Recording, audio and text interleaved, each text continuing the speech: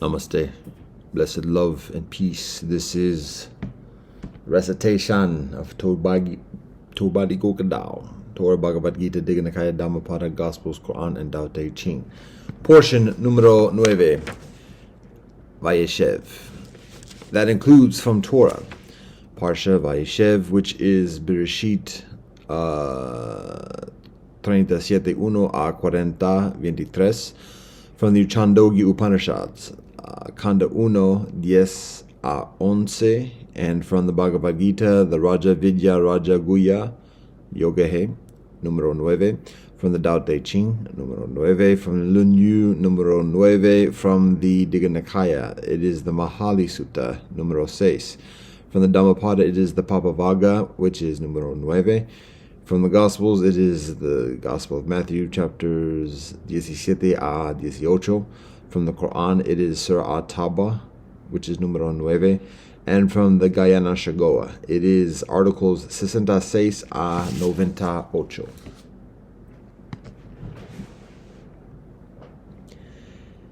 Bismillah ar-Rahman ar-Rahim.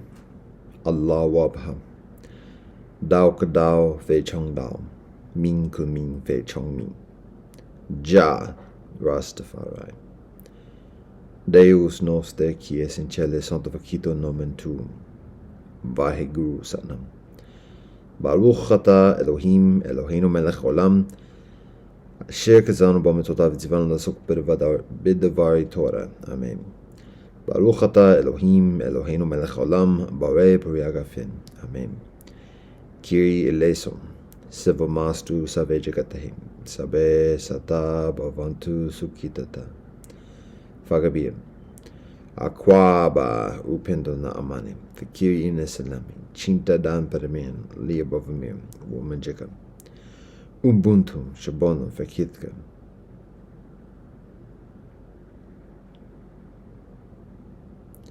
Sheshe. Kamasanida. Domo arigato. Pelama yelo wakatoko. Toko dokushingun. Gomeligat. God, we thank you for all that you bless us. Ata jamya yata afanami. Mado. Aho. Om Shanti Shanti Shanti. Amen.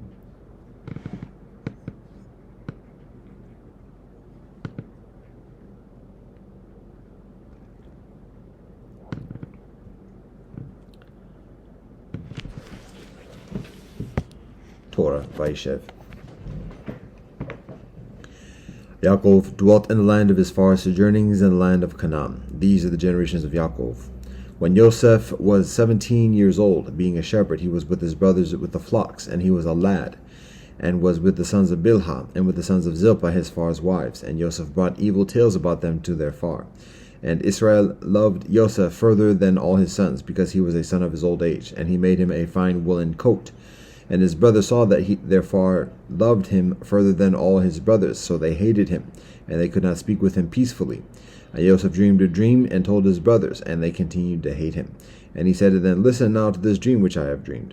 Behold, we were binding sheaves in the midst of the field, and behold, my sheaf arose and also stood upright.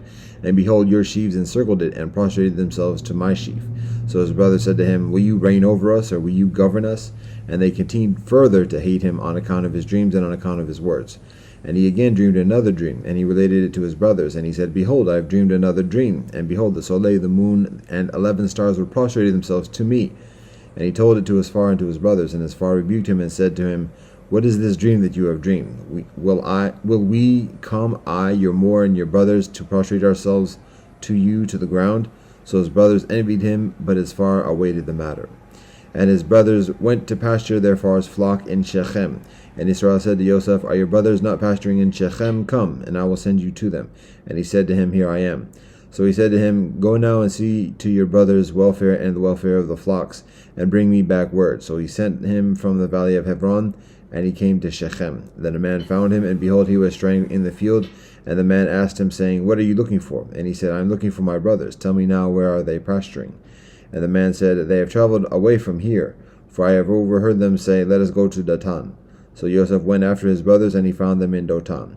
And they saw him from a distance, and when they had not yet drawn near to them, they plotted against him to put him to death. So they said one to the other, Behold, that dreamer is coming. So now let us kill him, and we will cast him into one of the pits, and we will say, a wild beast devoured him, and we will see what will become of his dreams.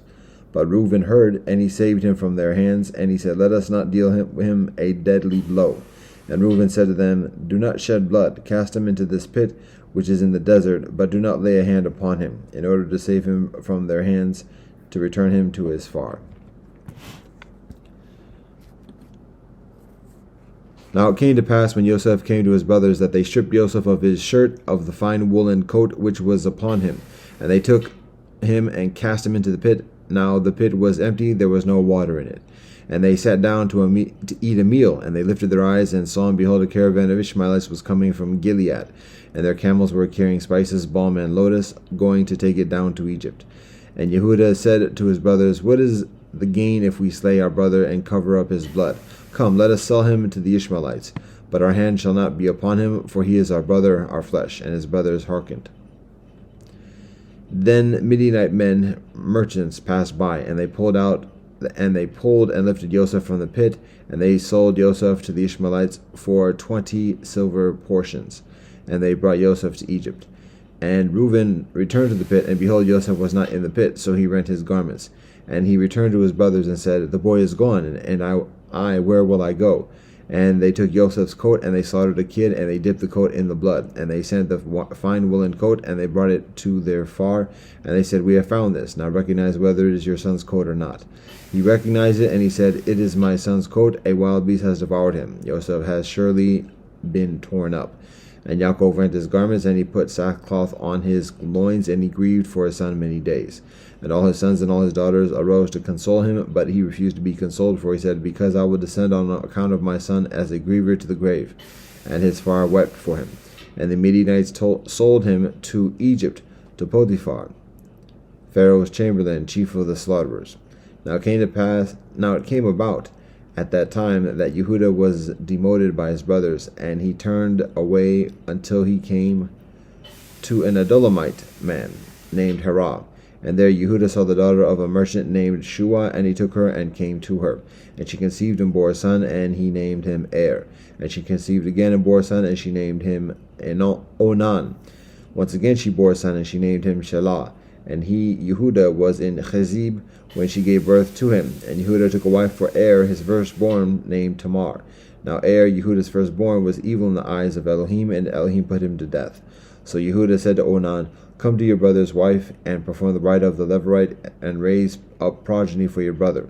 Now Onan knew that the progeny would not be his, and it came about, when he came to his brother's wife, he wasted his semen on the ground, in order not to give seed to his brother. Now what he did was evil in the eyes of Elohim, and Elohim put him to death also. Then Yehudah said to his daughter-in-law Tamar, remain as a widow in your father's house until my son Shelah grows up. For he said, lest he too die like his brother. So Tamar went, and she remained in her father's house. Many days passed, and Shua's daughter, Yehudah's wife, died. And Yehudah was consoled, and he went up to watch over his sheep shearers, he and Hirah, his Adullamite friend, to Timnah. And it was told to Tamar, saying, behold, your father-in-law is going up to Timnah to shear his sheep. So she took off her widow's garb, covered her head with a veil, and covered her face. And she sat down at the crossroads that were on the way to Timnah. For she saw that Shelah had grown up, but as for her, she was not given to him for a wife. When Yehudah saw her, he thought she was a harlot, because she covered her face. So he turned aside towards her to the road, and he said, get ready now, I will come to you. For he did not know that she was his daughter-in-law. And she said, what will you give me that you should come to me? And he said, I will send a kid from the herd. And she said, only if you give me a pledge until you send it. So he said, what is the pledge that I should give you? And she said, your signet, your cloak, and the staff that is in your hand. So he gave them to her, and he came to her, and she conceived his likeness. Then she arose and went away, and she took off her veil, and she donned her widow's garb. And Yehudah sent the kid by the hand of his Adullamite friend to take the pledge from the woman's hand, but he did not find her. So he asked the people of the place, saying, where is the harlot who was at the crossroads on the way? And they said, no harlot was here. So he returned to Yehudah, and he said, I have not found her. And the people of the place also said, no harlot was here. So Yehudah said, let her take them for herself, lest we become a laughingstock. Behold, I sent this kid, but you did not find her. Now it came about after nearly 3 months that it was told to Yehudah, saying, Your daughter-in-law Tamar has played the harlot, and behold, she is pregnant from harlotry. So Yehuda said, Bring her out, and let her be burned. She was taken out, and she sent to her father-in-law, saying, From the man to whom these belong, I am pregnant. And she said, Please recognize whose signet ring, cloak, and staff are these. Then Yehuda recognized them, and he said, She is right. It is from me, because I did not give her to my son Shelah. But he no longer continued to be intimate with her. And it came about at the time she was giving birth that, behold, there were twins in her womb. And it came about when she gave birth that, behold, that he, the infant, stretched out his hand. So the midwife took and bound a crimson thread on. And it came about at the time she was giving birth that, behold, there were twins in her womb. And it came about when she gave birth that he, the infant, stretched out his hand. So the midwife took and bound a crimson thread on his hand, saying, This one came out first. And it came about, as he was drawing back his hand, behold, his brother emerged, and she said, With what strength you have strengthened yourself. And he, Yehuda, named him Peretz. Afterwards his brother emerged, the one upon whose hand was the crimson thread, and he named him Zerah. Now Joseph had been brought down to Egypt, and Potiphar, Pharaoh's chamberlain, chief of the slaughterers, an Egyptian man, purchased him from the Ishmaelites who had brought him down there. Elohim was with Joseph, and he was a successful man, and he was in the house of his Egyptian master. And his master saw that Elohim was with him, and whatever Joseph did, Elohim made prosper in his hand. And Joseph found favor in the eyes of Joseph found favor in his eyes, and Joseph served him.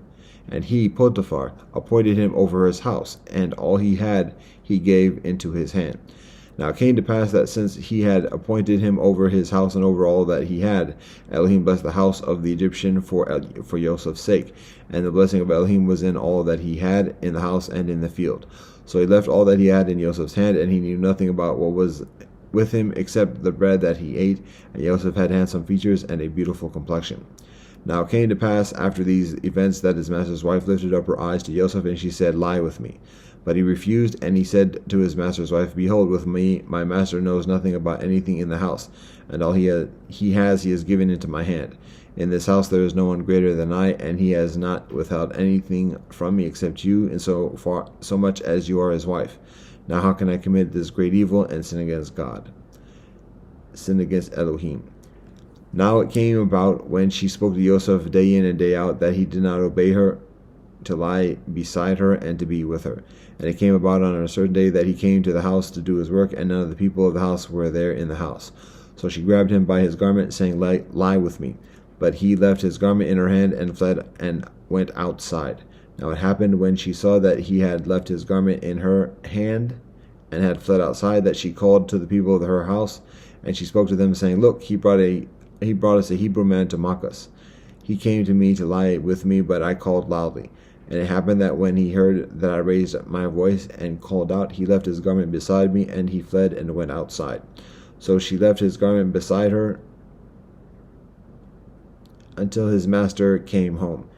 And she told him the same thing, saying, The Hebrew slave that you brought to us came to me to mock me. And it happened when I raised my voice and called out, that he left his garment beside me and fled outside. Now it came about when his master heard his wife's report that she spoke to him, saying, Your slave did such things to me, that his wrath burned.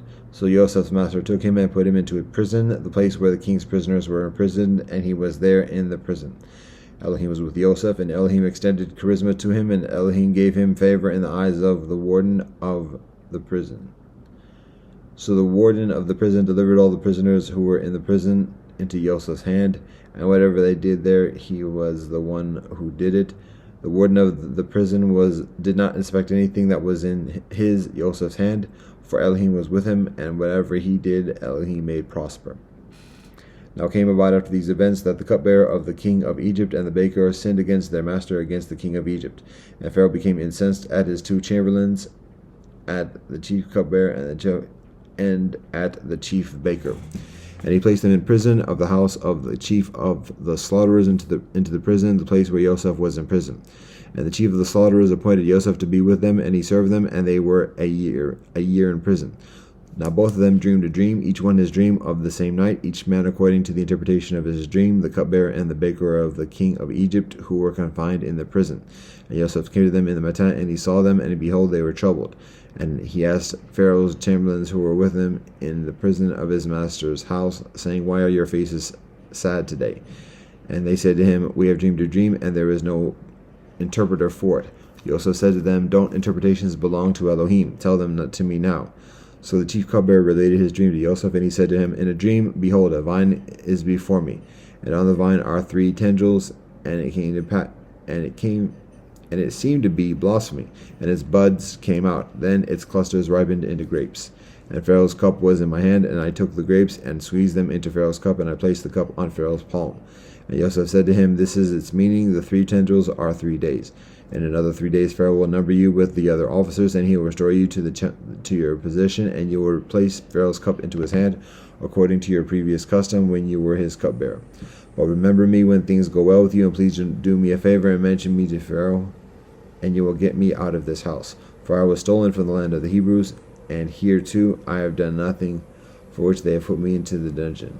Now the chief baker saw that he had interpreted well, so he said to Yosef, Me too. In my dream, behold, there were 3 wicker baskets on my head, and in the topmost basket were all kinds of Pharaoh's food, the work of a baker, and the birds were eating them from the basket atop my head. And Yosef replied and said, This is its meaning. The 3 baskets represent 3 days. In another 3 days Pharaoh will remove your head from you and hang you on a gallows, and the birds will eat your flesh off you. Now it came about on the 3rd day, Pharaoh's birthday, that Pharaoh made a feast for all his servants, and he counted the chief cupbearer and the chief baker amongst his servants. And he restored the chief cupbearer to his position as cupbearer, and he placed the cup on Pharaoh's palm. And the chief baker he hanged, as Yosef had interpreted to them. But the chief cupbearer did not remember Yosef, and he forgot him.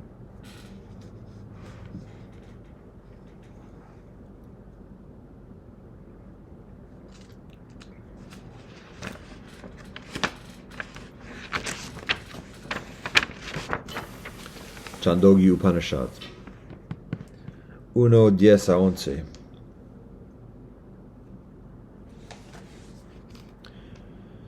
When the crops of the Kurus were destroyed by thunderstorms, Ushashti, the son of Chakra, and with his child wife, lived in a deplorable condition in the village of a man who owned an elephant. He, Ushashti, begged food from the owner of the elephant, who was eating some wretched beans. He, the owner of the elephant, said, I have nothing but what is set before me. Ushashti said, Give me these. He gave the beans and said, Here is some water left over from my drinking. Ushashti said, If I drink this, I will be drinking what has been left by another. The owner of the elephant said, Were not those beans also left over, and therefore unclean? Ushashti replied, I should not have lived if I had not eaten them, but I can get water wherever I like. Having himself eaten, Ushashti gave his wife what was left, but she, having eaten before, took them and put them away. The next matin, on awakening, he said, Alas, if I could get even a little to eat, I might earn some money. The king over here is going to perform an offering, which he would choose me for all the priestly offices. His wife said to him, Here, my husband, are the beans. And after eating them, he went to the offering that was about to be performed. He saw there the assembled Ugatri priests, and sat near them in the place where they would sing the hymns. He said to the prostratory priest, O prostratory priest, if without knowing the deity that belongs to the prastava, you sing the prastava, your head will fall off. In the same manner he addressed the Ugatri priest, O Ugatri priest, if without knowing the deity that belongs to the Udgita, you sing the Udgita, your head will fall off. In the same manner he addressed the Pratihatri priest, or Pratihatri priest, if without knowing the deity that belongs to the Pratihara, you sing the Pratihara, your head will fall off. They all stopped performing their duties and sat in silence. Then the offerer said to him, Ushashti, I should like to know who you are, revered sir. I am Ushashti, the son of Chakra, he replied. He, the offerer, said, Revered sir, I looked for you to perform all these priestly offices, but not finding you, sir, I have chosen others. But now, sir, please take up all the priestly offices. So be it, said Ushashti. But let these priests with my permission, sing the hymns of praise. You will, however, give me as much wealth as you give them. So be it, said the offerer. Thereupon the Prashastri priest approached him and said, Sir, you said to me, O Prashastri priest, if without knowing the deity that belongs to the Prastava, you sing the Prastava, your head will fall off. Which is that deity? Ushasti said, the prana is that deity, for all these beings merge in the prana alone, and from the prana alone do they rise. This is the deity which belongs. Ushasti said, prana is that celestial.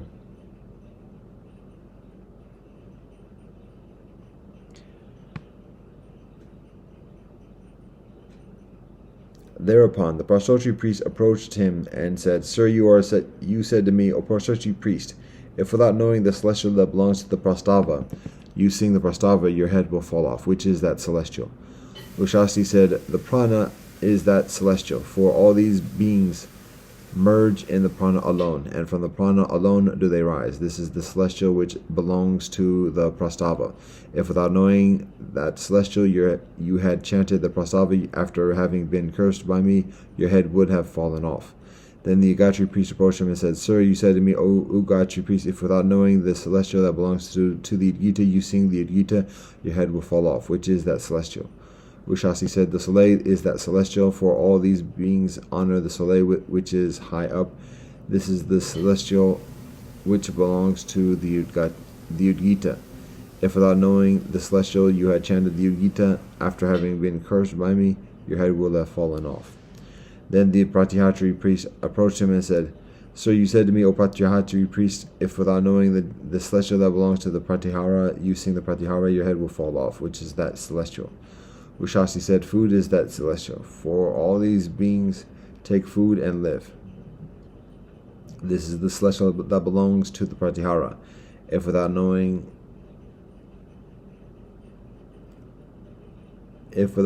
the celestial you had chanted the Pratyahara after having been cursed by me, your head would have fallen off.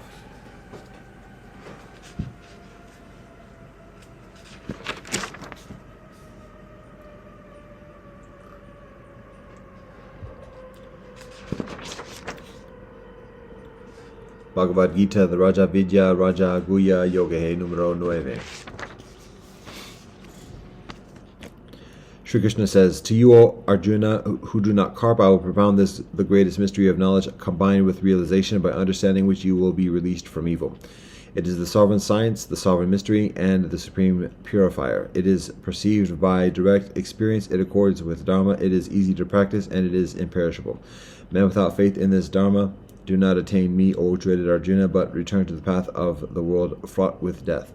By me in my unmanifested form are all these things in this universe pervaded. All beings exist in me, but I do not exist in them. And yet the beings do not dwell in me. Behold, that is my divine mystery. My spirit, which is the support of all beings and the source of all things, does not dwell in them. As a mighty wind blowing everywhere ever rests in the Akasha, know that in the same manner all beings rest in me. At the end of a cycle of all beings, O son of Kunti, enter into my Prakriti, and at the beginning of a cycle I generate them again. Controlling my own Prakriti, I send forth again and again all this multitude of beings, helpless under the sway of Maya. And these acts, O Dhananjaya, do not bind me, for I remain unattached to them as one unconcerned. Prakriti under my guidance gives birth to all things, moving and unmoving, and because of this, O son of Kunti, the world revolves. Fools disregard me when I assume a human form, for they are unaware of my higher nature as the supreme master of all beings. Being of the deceitful nature of fiends and demons, they cherish vain hopes, perform vain actions, pursue vain knowledge, and are devoid of judgment. But the great-souled men, O Partho, who are endowed with the sacred nature, worship me with undisturbed minds, knowing that I am immutable and the origin of all beings. Ever glorifying me, always striving with self-control, remaining firm in their vows, bowing before me, they worship me with love and unwavering steadiness. Others again, after offer the oblation of knowledge and worship me either as one with them or as distinct from them, and still others in various ways worship me whose form is the whole universe. I am the offering, I am the worship, I am the oblation to the mains, and I am cereal. I am the hymn, I am the melted butter, I am the fire, and I am the offering. I am the creator of this universe, I am the Far of this universe, the More, and the Sustainer, and the Grandsire. I am the Knowable, the Purifier, and the Syllable Om. I am also the Rik, the Saman, and the Yajus. I am the goal and the support, the master and the witness, the abode, the refuge, and the friend. I am the origin and the dissolution, the ground, the storehouse, and the imperishable seed. I give heat, I hold back and send forth rain. I am eternally living, O Arjuna, and also death. I am being and I am non-being. Those who know the three Vedas and drink the Soma juice and are purified from sin worship me with offerings and pray for passage to heaven. They reach the holy world of Indra and enjoy in heaven and the celestial pleasures of the angels. Having enjoyed the vast heavenly world, they come back to the world of living beings when their merit is exhausted. Thus abiding by the injunctions of the three Vedas and desiring desires, they are subject to death and rebirth. Those persons who worship me, meditating on their identity with me and ever devoted to me, to them I carry what they lack, and for them I preserve what they already have. Even those devotees who endow with faith worship other angels worship me alone, O son of Kunti, though in a wrong way. For I alone am the enjoyer of and the master of all offerings. But these men do not know me in reality, hence they fall. Those who worship the angels go to the angels, those who worship the mains go to the mains, those who worship the spirits go to the spirits, and those who worship me come to me. Whosoever offers me in devotion with devotion a leaf, a flower, a fruit, or water, that I accept, the pious offering of the pure in heart. Whatever you do, whatever you eat, whatever you offer in offerings, whatever you give away, and whatever you practice in the form of austerities, O son of Kuti, do it as an offering to me. Thus shall you be freed from the bondage. Thus shall you be free from the bondage of actions which bear benevolent or evil results. With your mind firmly set on the yoga of renunciation, you shall become free and come to me. I am the same towards all beings. To me there is none hateful or dear. But those who worship me with devotion, they are in me, and I too am in them. Even the most sinful man, if he worships me with unswerving devotion, must be regarded as righteous, for he has formed the right resolution. He soon becomes righteous and attains eternal peace. Proclaim it boldly, O son of Kunti, that my devotee never perishes. For those who take refuge in me, O Partha, though they be of sinful birth, women, Vaishyas, and Sudras, even they attain the supreme goal. How much further then if they be holy Brahmins or royal seers devoted to God? Having come into this transitory, joyless world, worship me. Fix your mind on me, be devoted to me, sacrifice to me, bow down to me. Having thus disciplined yourself and regarding me as the supreme goal, you will come to me.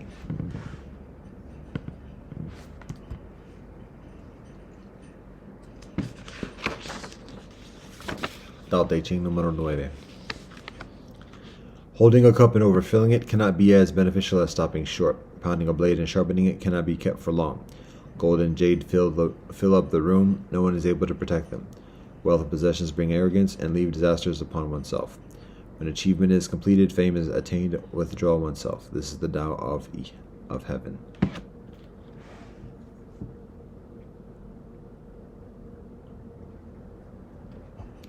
Lunyu número 9. The occasions on which the Master talked about gainfulness, destiny, and benevolence were rare. A man from a village in Ta Tsong says, "Great indeed is Kong Fuzi. He has wide learning, but has not made a name for himself in any field." The Master, on hearing of this, said to his disciples, "What should I make myself proficient in driving or in archery? I think I would prefer driving." The Master says, "A ceremonial cap of linen is what is prescribed by the rites. Today black silk is utilized instead. This is further frugal, and I follow the majority. To prostrate oneself before ascending the steps is what is prescribed by the rites. Today one does not after having ascended them.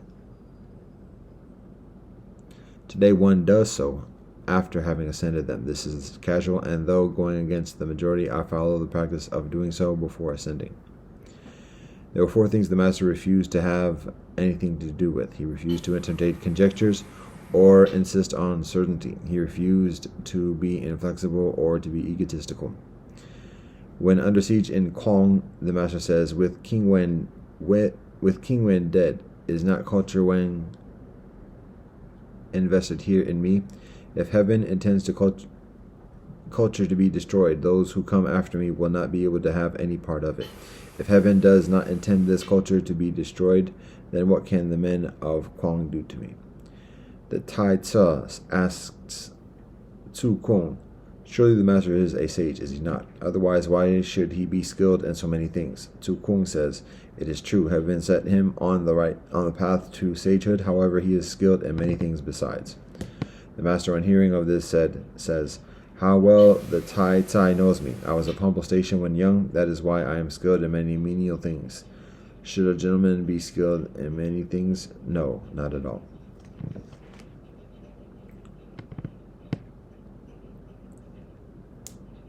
Lao says, the master said, I have never been proved in office. That is why I am a jack of all trades. The master says, do I possess knowledge? No, I do not. A rustic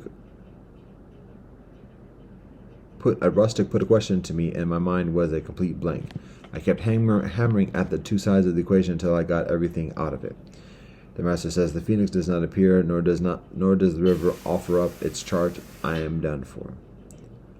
When the master encountered men who were in grieving or in ceremonial cap and robes or were blind, he would, on seeing them, rise to his feet, even though they were younger than he was, and on passing them would quicken his step.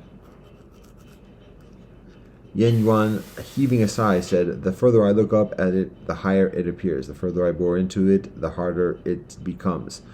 I see it before me, suddenly it is behind me. The master is beneficial at leading one on step by step. He broadens me with culture and brings me back to essentials by means of the rites. I cannot give up even if I wanted to, but have done all I can. It seems to rise sheer above me, and I have no way of going after it, however much I may want to.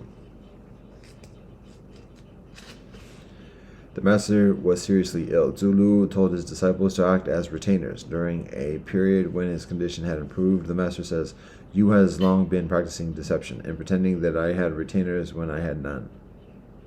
Who would we be deceiving? Would we be deceiving heaven? Further, would I not rather die in your hands, my friends, than in the hands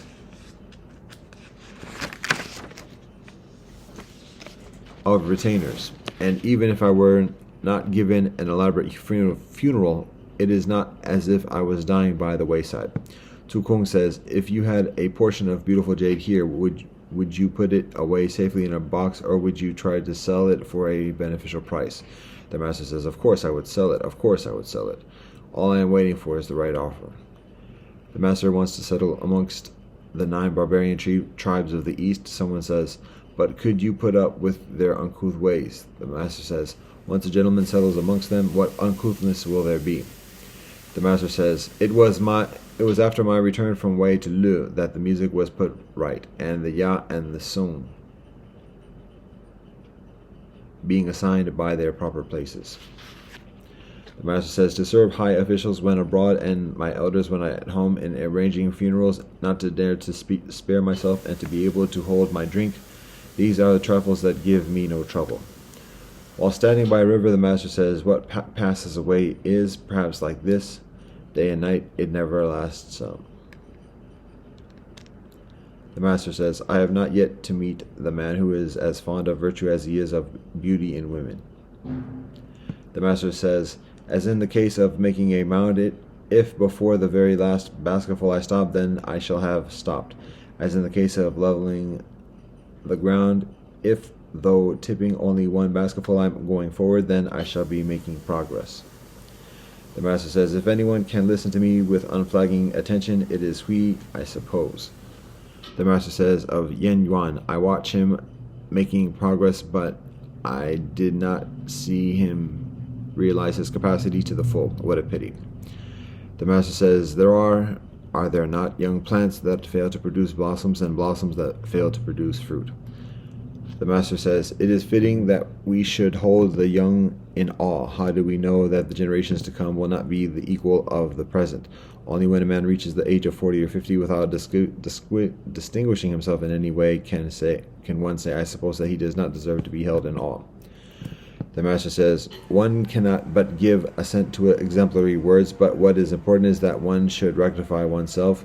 One cannot but be pleased with tactful words, but what is important is that one should reform oneself. I can do nothing with the man who gives assent but does not rectify himself, or the man who is pleased but does not reform himself. Master says, and make it your guiding principle to do your best for others and to be trustworthy in what you say. Do not accept as friend anyone who is not as beneficial as you. When you make a mistake, do not be afraid of mending your ways. The Master says the three armies can be deprived of their commanding officer, but a common man cannot be deprived of his purpose. The Master says, if anyone can, whilst dressed in a worn-out gown padded with old silk floss, stand beside a man wearing fox or badger fur without feeling ashamed, it is, I suppose, you. Neither envious nor covetous, how can he be anything but benevolent? Thereafter, Tulu constantly recited these verses. The Master comments, the way summed up in these verses will hardly enable one to be beneficial, to be benevolent. The Master says, only when the cold season comes is the point brought home that the pine and the cypress are the last to lose their leaves. The Master says, the man of wisdom is never in two minds. Uno, the man of benevolence never worries. Dos, tres, the man of courage is never afraid. The Master says, a man benevolent enough as a partner in one's studies need not be benevolent enough as a partner in the pursuit of the way. A man benevolent enough as a partner in the pursuit of the way need not be benevolent as a partner in a common stand. A man benevolent enough as a partner in a common stand need not be benevolent enough as a partner in the exercise of virtuous discretion. The flowers of the cherry tree, how they wave about. It's not that I do not think of you, but your home is so distantly away. The Master comments, he did not truly think of her. If he did, there was no such thing about as being distantly away.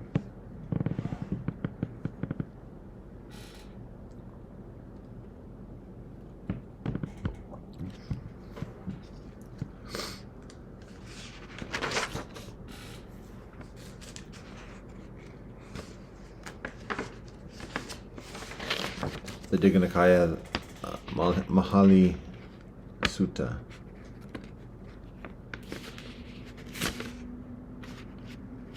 Numero 6. The Blessed One, thus have I heard. The Blessed One was once staying at Vaisali at the gabled hall in the great wood. Now at that time a number of Brahmins who had been sent on pressing business of one kind or another from Kosali and Magadha were lodging at Vaisali, and they heard the news. They say that the Samana of the Sakya clan, who went out from a Sakya family to adopt the religious life, is now staying at the Vaisali at the gabled hall in the great wood. Now regarding that venerable Gautama, such is the high reputation that has been noised abroad. That blessed one is an arhat, a fully awakened one, abounding in wisdom and benevolence, happy, who knows all worlds, unsurpassed as a guide of living beings, willing to be led, a teacher for angels and men, a blessed one, a Buddha. He by himself thoroughly knows and sees, as it were, face to face, this universe, including the worlds above of the angels, the Brahmas, and the Maras, and the world below with its recluses and Brahmins, its princes and pupils, having known it. He makes his knowledge known to others. The truth, lovely in its origin, the Dharma, lovely in its origin, lovely in its progress, lovely in its consummation, doth he proclaim both in the spirit and in the letter, and the higher life doth he make known in all its fullness and in all its purity. And beneficial is it to pay visits to arhats like that. So the Brahmins from Kosala and Magadha went out to the great wood and to the gabled hall. Now at that time the venerable Nagita was acting as the personal attendant on the Blessed One, and they went to him and said, "Where is it, Nagita, that the venerable Gautama is lodging now? For we wish to see him." "It is not a fitting time, sirs, to call upon the Blessed One. He has retired into solitude."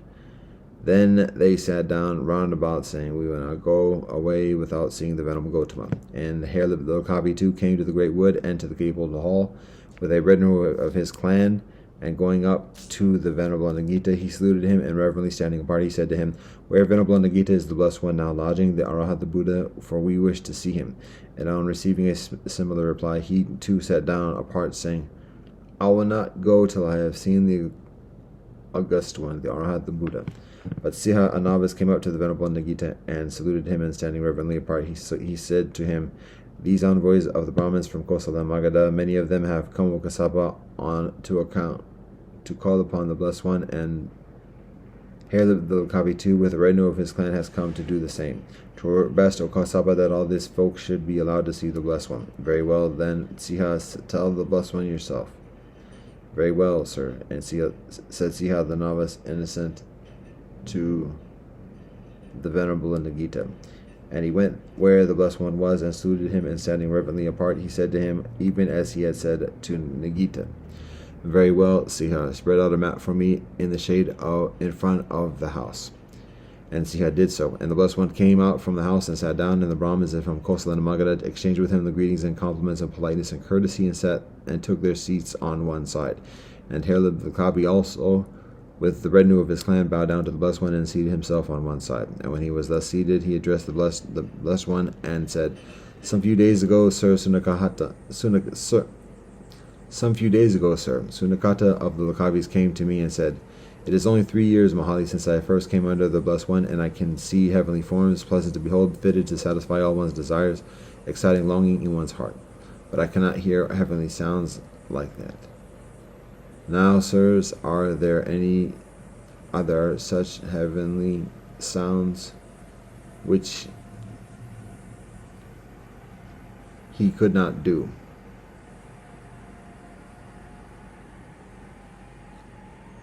Which he could not hear, or have they no existence?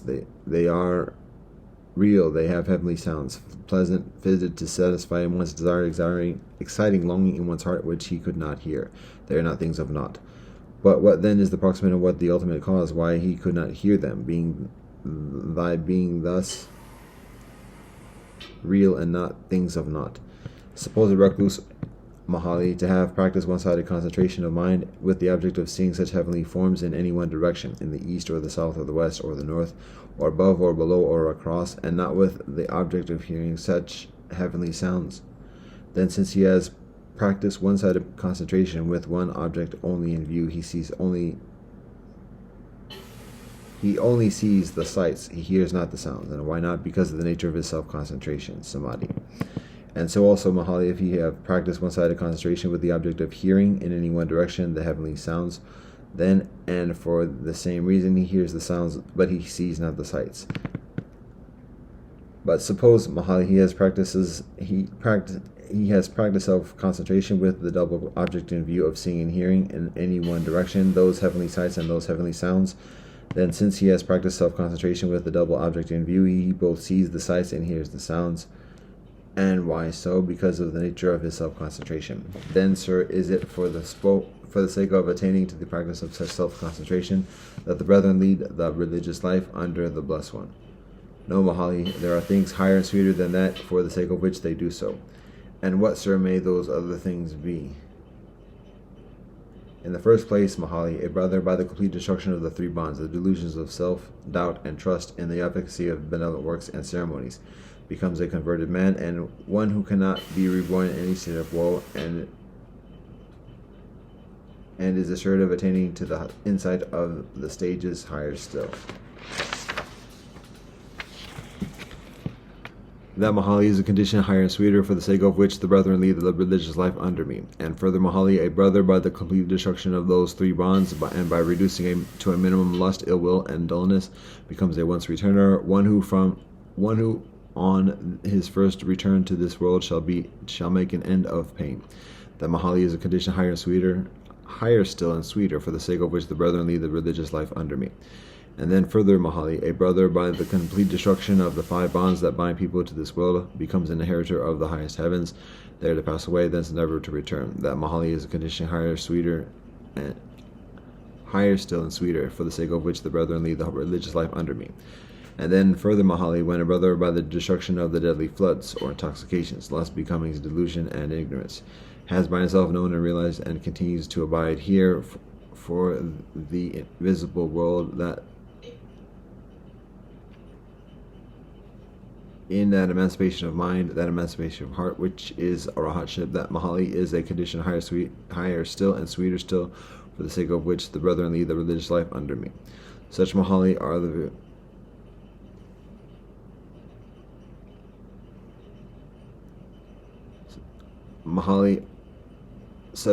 conditions higher and sweeter than seeing heavenly sights and hearing heavenly sounds, for the sake of which the brethren lead the religious life under me.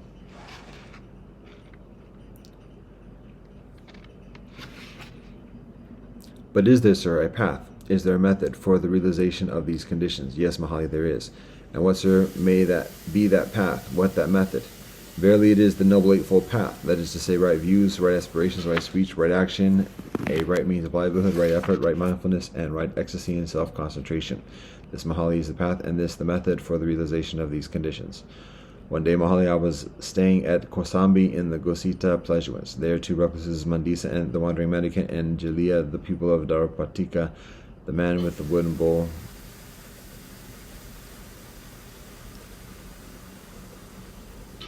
and exchanged with me the greetings and compliments of politeness and courtesy, and stood reverently apart. And so standing, they said to me, How is it then, O Venerable Gotama, is the soul the same thing as the body, or is the soul one thing and the body another?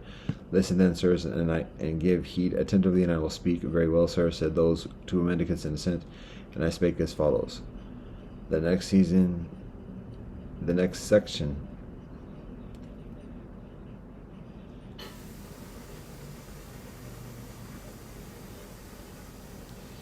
Herein, sirs, a Tathagata arises in the world, a worthy one, perfectly enlightened, endowed with clear knowledge and conduct, accomplished, a knower of the world, unsurpassed, trainer of men to be tamed, teacher of angels and men, enlightened and exalted. Having realized by his own direct knowledge this world with its angels, its Mars, and its Brahmans, this generation with its recluses and Brahmins, its rulers and people, he makes it known to others. He teaches the Dharma that is benevolent in the beginning, benevolent in the middle, and benevolent in the end. Possessing meaning and phrasing, he reveals the holy life that is fully complete and purified. A householder or a householder's son, or one born into some other family, hears the Dhamma. Having heard the Dhamma, he gains faith in the Tathagata. Endowed with such faith, he reflects, the household life is crowded, a path of dust, going forth is like the open air. It is not easy for one dwelling at home to lead the perfectly purified holy life, bright as polished conch. Let me then shave off my hair and beard, put on saffron robes, and go forth from the home to homelessness. After some time, he abandons his accumulation of wealth, be it large or small. He abandons his circle of relatives, be it large or small. He shaves off his hair. He shaves off his hair and beard, puts on saffron robes, and goes forth from the home to homelessness. When he is thus gone forth, he lives restrained by the restraint of the patimoksha, possessed of proper behavior and resort. Having taken up the rules of training, he trains himself in them, seeing danger in the slightest faults. He comes to be endowed with wholesome bodily and verbal action. His livelihood is purified, and he is possessed of conduct. He guards the doors of his sense faculties, is endowed with mindfulness and clear comprehension, and is content. And how, sirs, is the bhikshu possessed of virtuous discipline? Herein, sirs, having abandoned the destruction of life, the bhikshu abstains from the destruction of life. He has laid down the rod and weapon, and dwells conscientious, full of kindness, sympathetic for the well-being of all living beings. Having abandoned taking what is not given, he abstains from taking what is not given. Accepting and expecting only what is given, he lives in honesty with a pure mind. Having abandoned in celibacy, he leads the holy life of celibacy. He dwells alone and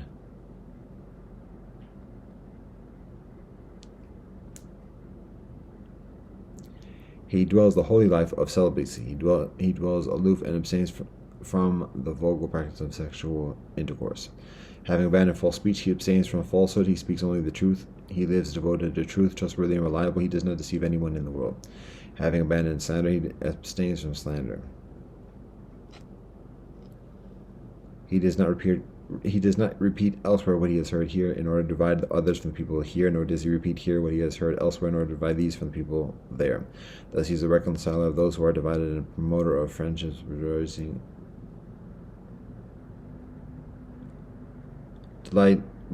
delighting, and exulting in concord. He speaks only words that are conducive to concord. Having abandoned harsh speech, he abstains from harsh speech. He speaks only such words as are gentle, pleasing to the ear, endearing, going to the heart, polite, amiable, and agreeable to the many folk. Having abandoned idle chatter, he abstains from idle chatter. He speaks at the right time, speaks what is factual and beneficial, speaks on the Dhamma and the discipline. His words are worth treasuring. They are entirely backed by reasons, measured and connected with the benevolent. He abstains from damaging seed and plant life. He eats only in one part of the day, refraining from food at night and from eating at improper times. He abstains from dancing, singing, instrumental music, and from witnessing unsuitable shows. He abstains from wearing garlands, embellishing himself with scents, and beautifying himself with unguents. He abstains from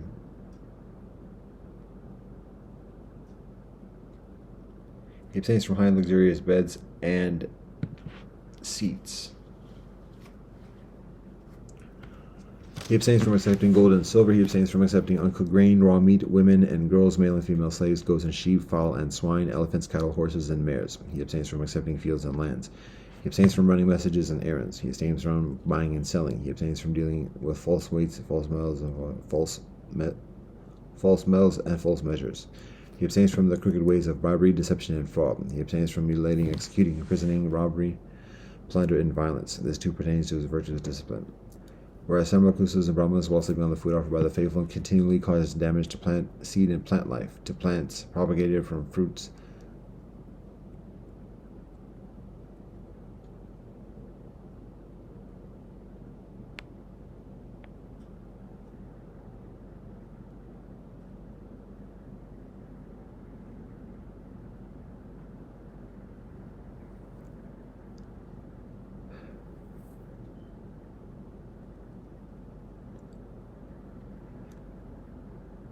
Whereas some recluses and Brahmanas, while living on food offered by the faithful, continually cause damage to seed and plant life, to plants propagated from roots, stems, joints, buds, and seeds, he abstains from damaging seed and plant life.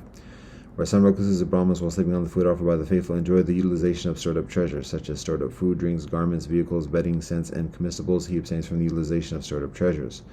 Whereas some recluses and Brahmins, while sleeping on the food offered by the faithful, attend unsuitable shows, such as shows featuring dancing, singing, or instrumental music, theatrical performances, narrations of legends, music played by hand-clapping cymbals and drums, picture houses, acrobatic performances, combats of elephants, horses, buffaloes, bulls, goats, rams, cocks, and quails, stick fights, boxing and wrestling, sham fights, roll calls, battle raids, and regimental reviews. He abstains from attending unsuitable shows. He abstains from attending such unsuitable shows.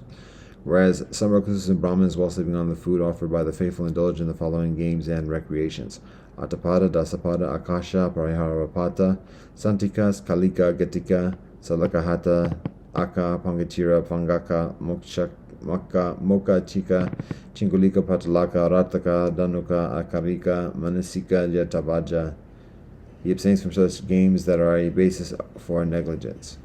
Whereas some recluses and Brahmanas, while living on food offered by the faithful, enjoy the utilization of high and luxurious beds and seats, such as spacious couches, thrones with animal figures carved on the supports, long-haired coverlets, multicolored patchwork coverlets, white woolen coverlets embroidered with flowers, quilts stuffed with cotton, woolen coverlets embroidered with animal figures, woolen coverlets with hair on both sides or on one side, bedspreads embroidered with gems, silk coverlets, dance hall carpets, elephant, horse, or chariot rugs of antelope skins, choice spreads made of Kadali deer hides, spreads with red awnings overhead, couches with red cushions for head and feet. He abstains from the utilization of such high and luxurious beds and seats. Whereas some recluses and Brahmins, while sleeping on the food offered by the faithful, enjoy the utilization of such devices for embellishing and beautifying themselves as the following: rubbing scented powders into the body, massaging with oils, bathing in perfumed water, kneading the limbs, mirrors, ointments, garland scents, unguents, face powders, makeup, bracelets, headbands, decorated walking sticks, ornamented medicine tubes, rapiers, soleil shades, embroidered sandals, turbans, diadems, yak-tail whisks, and long fringed white robes. He abstains from the utilization of such devices for embellishment and beautification. Whereas some recluses and Brahmins, while sleeping on the food offered by the faithful, engage in frivolous chatter, such as talk about kings, thieves, and ministers of state, talk about armies, dangers, and wars, talk about food, drink, garments, and lodgings, talk about garlands and scents, talk about relations, vehicles, villages, towns, cities, and countries, talk about women, and talk about heroes, street talk, and talk by the well. Talk about those departed in days gone by, rambling chit-chat, speculations about the world and about the sea, talk about gain and loss. He abstains from such frivolous chatter. Whereas some recluses and Brahmins, while sleeping on the food offered by the faithful, engage in wrangling argumentation, saying to one another, "You don't understand this doctrine and discipline. It is I who understand this doctrine and discipline. How can you say you understand this doctrine and discipline? You're practicing the wrong way, I'm practicing the right way. I'm being consistent, you're inconsistent. What should have been said first, you said last. What should have been said last, you said first. What you took so long to think out has been confuted. Your doctrine has been refuted, you're defeated. Go try to save your doctrine or disentangle yourself now if you can." He abstains from such wrangling argumentation. Whereas some recluses and Brahmas, while sleeping on the food offered by the faithful, engage in running messages and errands for kings, ministers, and ministers of state, Kachas, Brahmins, householders, or youth who command them. Go here, go there, take this, bring that from there. He abstains from running such messages and errands. Whereas some recluses and Brahmas, while sleeping on the food offered by the faithful, engage in scheming, talking, hinting, belittling others, and pursuing gain with gain.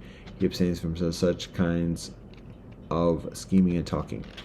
Whereas some recluses and Brahmins, while sleeping on the food offered by the faithful, earn their living by a wrong means of livelihood by such base arts as prophesying long life, prosperity, additionally, or the reverse, from the marks on a person's limbs, hands, feet, additionally, divining by means of omens and signs, making auguries on the basis of thunderbolts and celestial portents, interpreting ominous dreams, telling fortunes from marks on the body, making auguries from the marks on cloth gnawed by mice, offering of fire oblations, offering oblations from a ladle, offering oblations of husks, rice powder, rice grains, ghee, and oil to the angels, offering oblations from the mouth, offering blood offerings to the angels, making predictions based on the fingertips, determining whether the site for a proposed house or garden is propitious or not, making predictions for officers of state, laying demons in a cemetery, laying ghosts, knowledge of charms to be pronounced by one living in an earthen house, snake charming, the poison craft, scorpion craft, rat craft, bird craft, crow craft, foretelling the number of years that a man has to live, reciting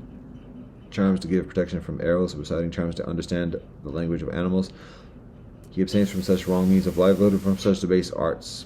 Whereas some recluses and Brahmas, while sleeping on the food offered by the faithful, earn their living by a wrong means of livelihood by such debased arts as interpreting the significance of the color, shape, and other features of the following items to determine whether they portend fortune or misfortune for their owners: gems, garments, staffs, swords, spears, arrows, bows, other weapons, women, men, boys, girls, slaves, slave women, elephants, horses, buffaloes, bulls, cows, goats, rams, fowl, quails, lizards, earrings, or house gables, tortoises, and other animals. He abstains from such wrong means of livelihood from such debased arts. Whereas some recluses and Brahmas, while sleeping on the food offered by the faithful, earn their living by wrong means of livelihood by such debased arts as making predictions to the effect that the king will march forth, the king will return, our king will attack, the enemy king will retreat, the enemy king will attack, and our king will retreat, our king will triumph, and the enemy king will be defeated, the enemy king will triumph, and our king will be defeated. Thus there will be victory for one and defeat for the other. He abstains from such wrong means of livelihood from such debased arts. Whereas some recluses and Brahmas, while sleeping on the food offered by the faithful, earn their living by wrong means of livelihood by such debased arts as predicting there will be an eclipse of the moon, an eclipse of the soleil, an eclipse of the constellation. The soleil and the moon will go on their proper courses. There will be an aberration of the soleil and moon. The constellations will go on their proper courses. There will be an aberration of a constellation. There will be an aberration of a constellation. There will be a fall of meteors. There will be a sky blaze. There will be an earthquake. There will be an earth roar.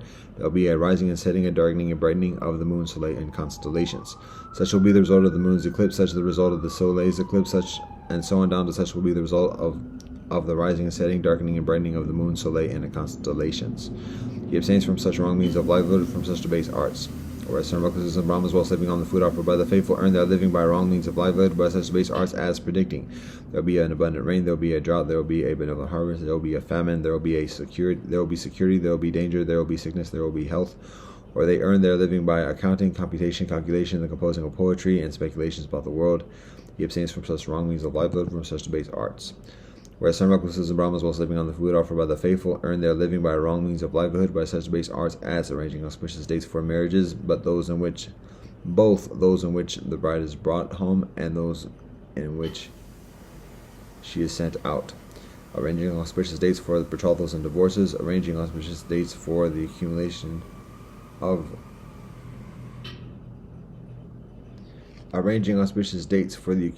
or expenditure of money, reciting charms to make people lucky or unlucky, rejuvenating the fetuses of abortive women, reciting spells to ban a man's tongue, to paralyze his jaws, to make him lose control over his hands, or to bring on deafness, obtaining auricular answers to questions by means of a mirror, a girl or an angel, worshipping the soleil, worshipping Mahabrahma, bringing forth flames from the mouth, invoking the angel of luck. He abstains from such wrong means of livelihood from such debased arts. Whereas some recluses and Brahmas, while sleeping on the food offered by the faithful, earn their living by wrong means of livelihood by such debased arts as promising gifts to deities in return for favors, fulfilling such promises, demonology, reciting spells after entering an earthen house, inducing virility and impotence, preparing and consecrating sites for a house, giving ceremonial mouthwashes and ceremonial bathing, offering offertory fires, administering emetics, purgatives, expectorants, and phlegmagogues, administering medicines through the ear and through the nose, administering ointments and counter-ointments, practicing fine surgery on the eyes and ears, practicing general surgery on the body, practicing as a children's doctor.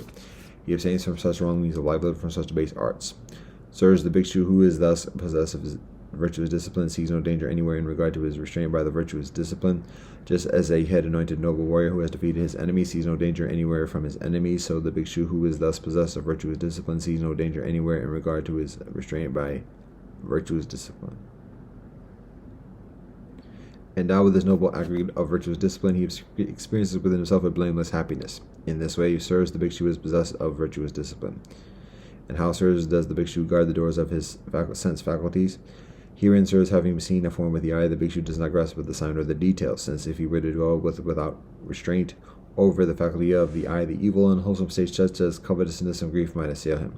He practices restraint, guards the faculty of the eye, and achieves restraint over the faculty of the eye. Having heard a sound with the ear, the bhikshu does not grasp at the sign or the details, since if he were to dwell without restraint over the faculty of the ear, evil and unwholesome states such as covetousness and grief might assail him. He practices restraint, guards the faculty of the ear, and achieves restraint over the faculty of the ear.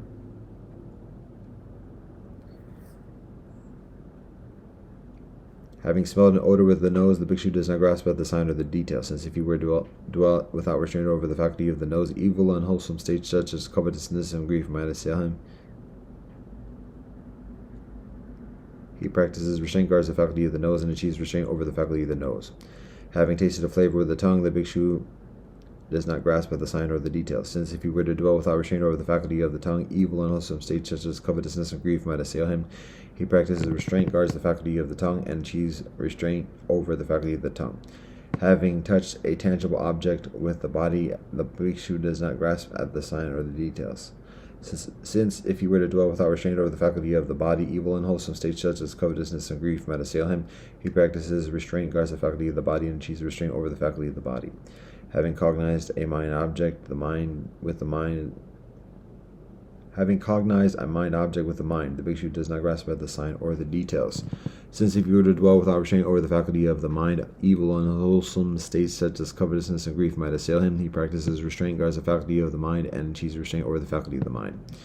Endowed with this noble restraint of the sense faculties, he experiences within himself an unblemished happiness. In this way, sirs, the bhikshu guards the doors of the sense faculties. And how, sirs, is the bhikshu endowed with mindfulness and clear comprehension? Herein, sirs, in going forward and returning, the bhikshu acts with clear comprehension. In looking ahead and looking aside, he acts with clear comprehension. In bending and stretching the limbs, he acts with clear comprehension. In wearing his robes and cloak and utilizing his alms ball, he acts with clear comprehension. In eating, drinking, chewing, and tasting, he acts with clear comprehension. In defecating and urinating, he acts with clear comprehension. In going, standing, sitting, lying down, waking up, speaking, and remaining silent, he acts with clear comprehension. In this way, sirs, the bhikshu is endowed with mindfulness and clear comprehension. And how, sirs, is the bhikshu content? Herein, sirs, the bhikshu is content with robes to protect his body and alms food to sustain his belly. Wherever he goes, he sets out, taking only his requisites along with him. Just as a bird, wherever it goes, flies with its wings as its only burden, in the same way, a bhikshu is content.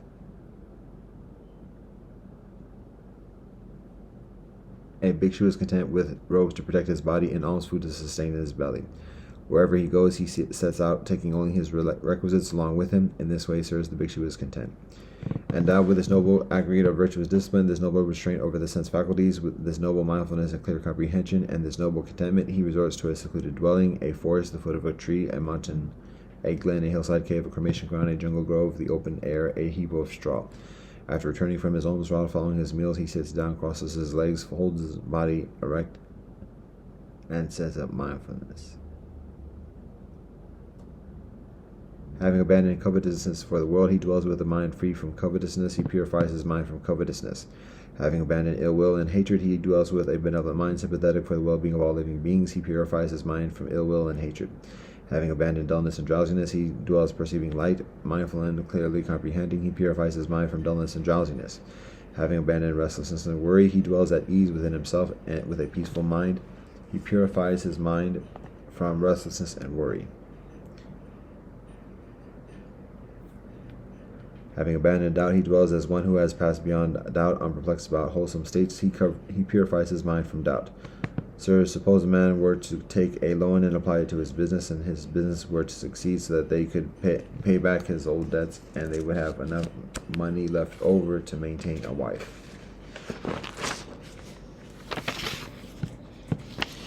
He would reflect on this, and as a result, he would become glad and experience joy. Again, sir, suppose a man were to become sick, afflicted, gravely ill, so that he could not enjoy his food, and his strength would decline.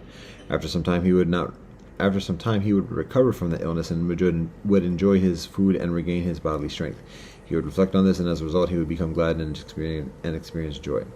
Again, sir, suppose a man were locked up in a prison. After some time, he would be released from prison, safe and secure, with no loss of his possessions. He would reflect on this, and as a result, he would become glad and experience joy. Again, sir, suppose a man were a slave without independence, subservient to others, unable to go where he wants. After some time, he would be released from slavery and gain his independence. He would no longer be subservient to others, but a free man, able to go where he wants. He would reflect on this, and as a result, he would become glad and experience joy. Again, sir, suppose a man were wealthy.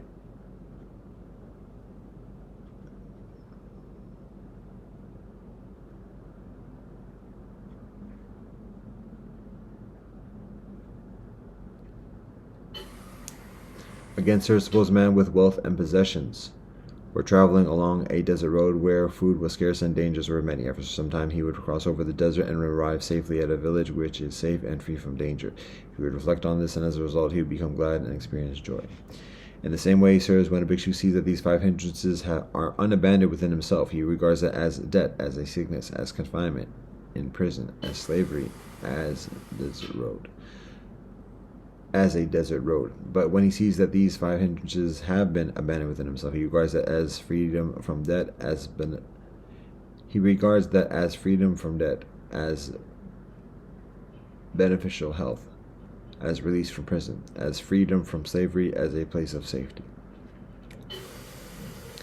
When he sees that these 5 hindrances have been abandoned within himself, gladness arises. When he is glad, and rapture arises. When his mind is filled with rapture, his body becomes tranquil. Tranquil in body, he experiences happiness. Being happy, his mind becomes concentrated.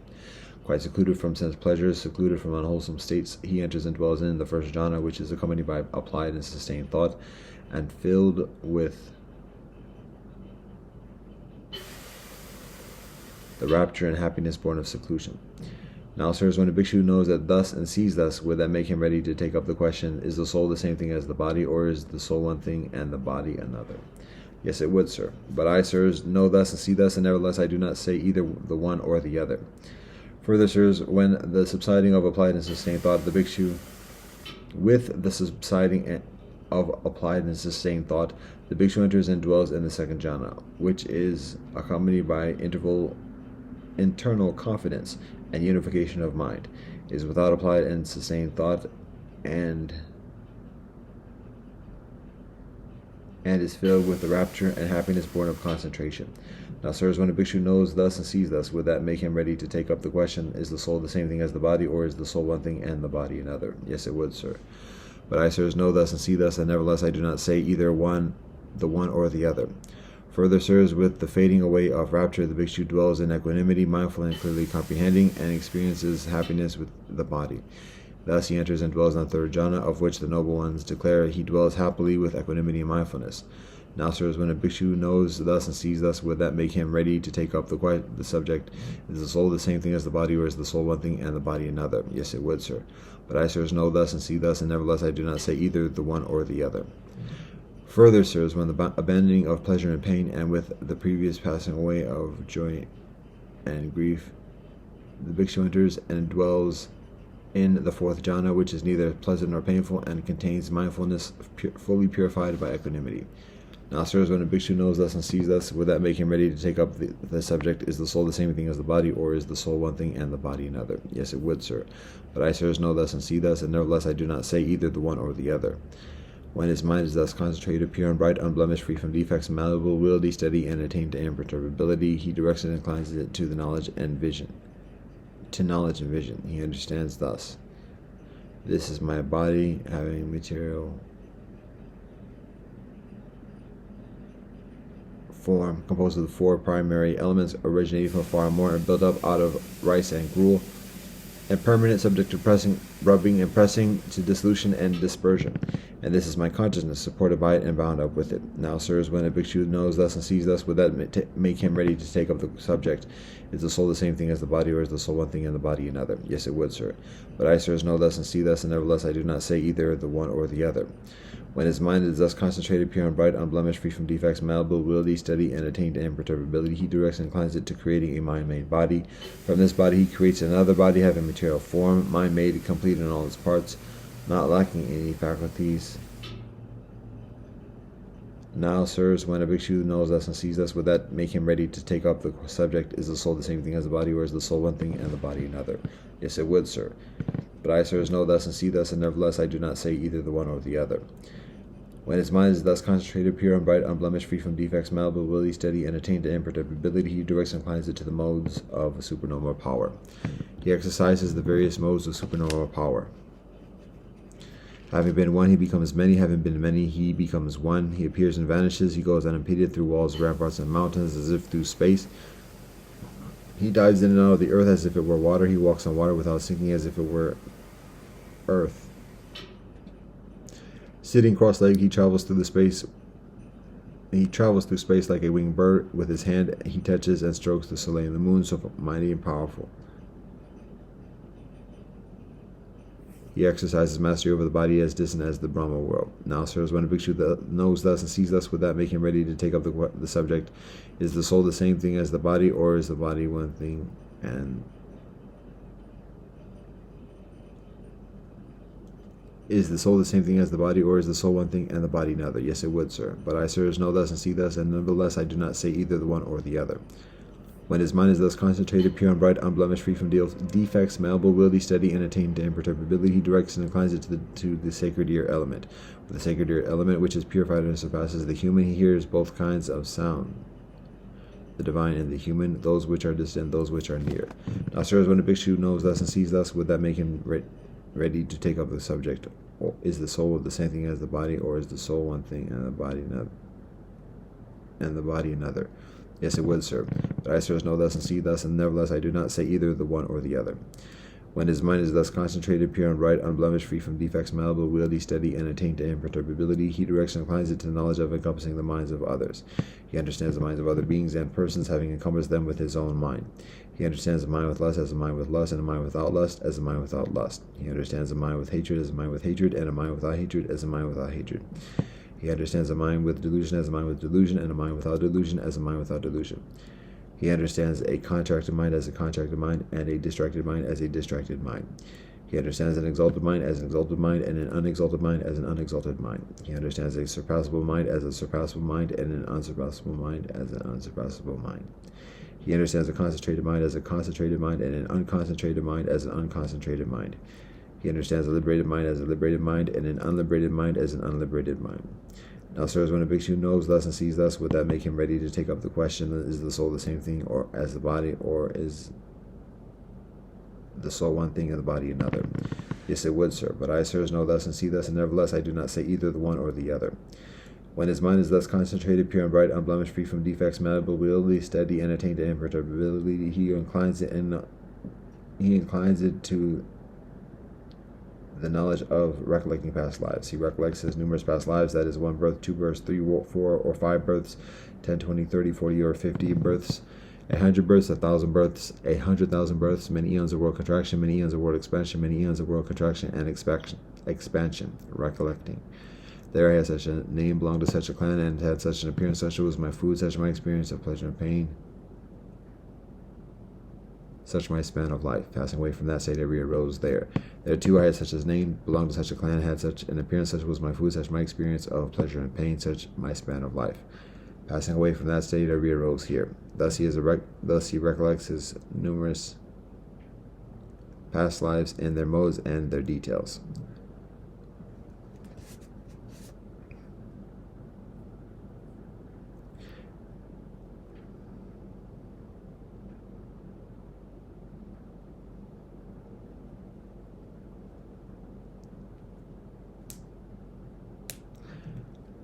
Now, sirs, when a bhikshu knows thus and sees thus, would that make him ready to take up the subject? Is the soul the same thing as the body, or is the soul one thing and the body another? Yes, it would, sir. But I, sirs, know thus and see thus, and nevertheless I do not say either the one or the other. When his mind is thus concentrated, pure and bright, unblemished, free from defects, malleable, wieldy, steady, and attained to imperturbability, he directs and inclines it to the knowledge of the passing away and reappearance of beings, with the divine eye, which is purified and surpasses the human. He sees beings passing away and reappearing, inferior and superior, beautiful and ugly, fortunate and unfortunate, and he understands how beings fare according to their karma thus.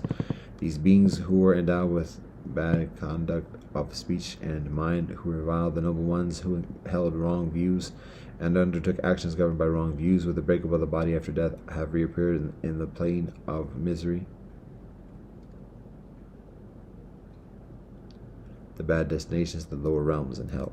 But these beings who are endowed with a benevolent conduct of body, speech, and mind, who did not revile the noble ones, who held right views, and undertook actions governed by right views, with the breakup of the body after death, have reappeared in the benevolent destinations in the heavenly world.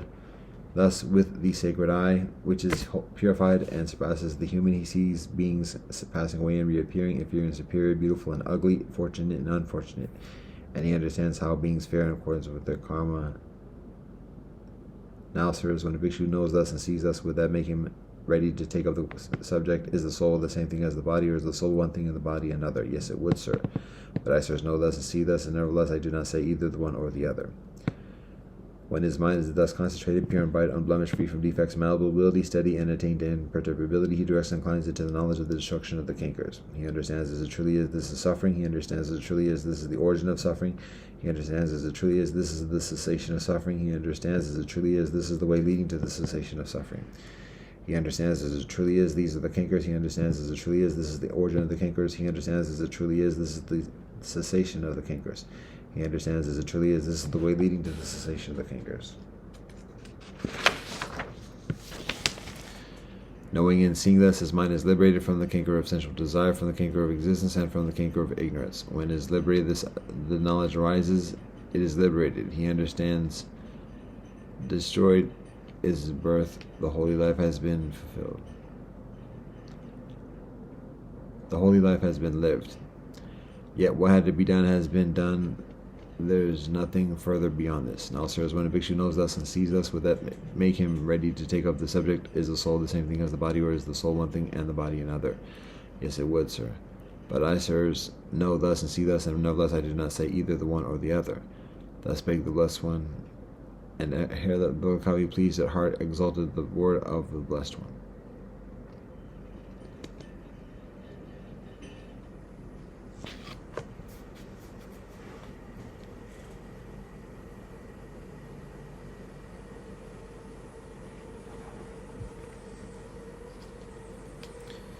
Dhammapada 9.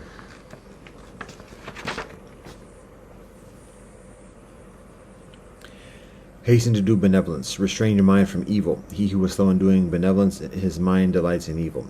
Should a person commit evil, let him not do it again and again. Let him not find pleasure therein, for painful is the accumulation of evil. Should a person do benevolence, let him do it again and again. Let him find pleasure therein, for blissful is the accumulation of benevolence. It may be well with the evildoer as long as the evil ripens not, but when it does ripen, then the evildoer sees the painful results of his evil deeds. It may be ill with the doer of benevolence as long as the benevolence ripens not, but when it does ripen, the doer of benevolence sees the pleasant results of his benevolent deeds. Think not lightly of evil, saying, "It will not come to me." Drop by drop is the water pot filled. Likewise, the fool, gathering it little by little, fills himself with evil. Think not lightly of benevolence, saying, "It will not come to me." Drop by drop is the water pot filled. Likewise, the man, gathering it little by little, fills himself with benevolence. Just as a trader with a small escort and great wealth would avoid a perilous route, or just as one desiring to live avoids poison, even so should one shun evil. If on the hand there is no wound, one may carry even poison in it. Poison does not affect one who is free from wounds. For him who does no evil, there is no ill. Like fine dust thrown against the wind, evil falls back upon that fool who offends in an offensive, pure and guiltless man. Like fine dust thrown against the wind, evil falls back on that fool who offends an inoffensive, pure, and guiltless man. Some are born in the womb, the wicked are born in hell, the devout go to heaven, the stainless pass into Nibbana. Neither in the sky nor in mid-ocean, nor by entering to mountain clefts. Nowhere in the world is there a place where one may escape from the results of evil deeds. Neither in the sky nor in mid-ocean, nor by entering into mountain clefts, nor where in the world is there a place where one will not be overcome by death.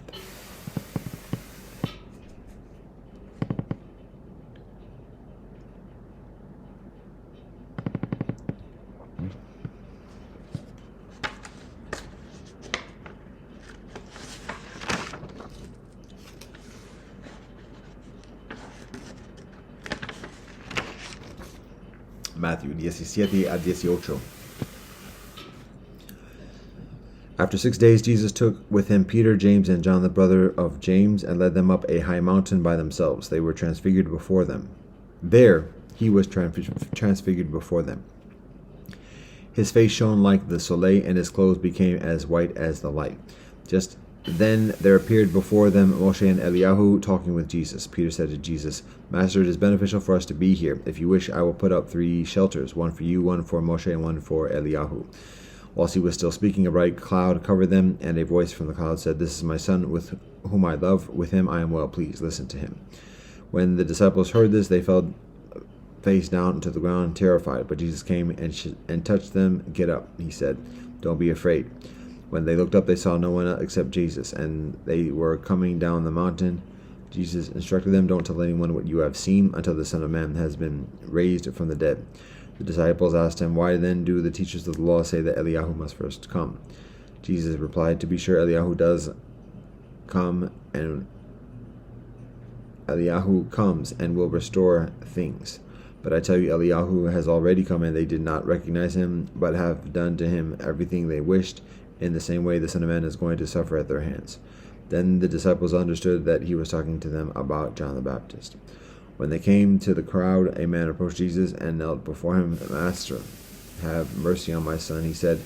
"He has seizures and is suffering greatly. He often falls into the fire or into the water. I brought him to your disciples, but they could not heal him." "You unbelieving and perverse generation," Jesus replied, "how long shall I stay with you? How long shall I put up with you? Bring the boy here to me."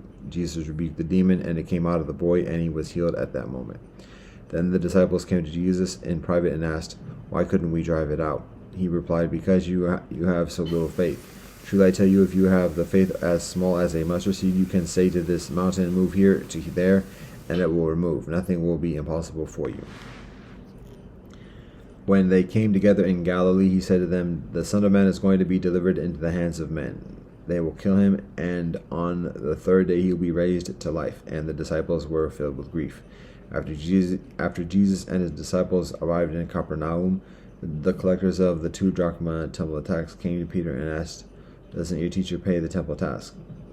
"Yes, he does," he replied. When Peter came into the house, Jesus was the first to speak.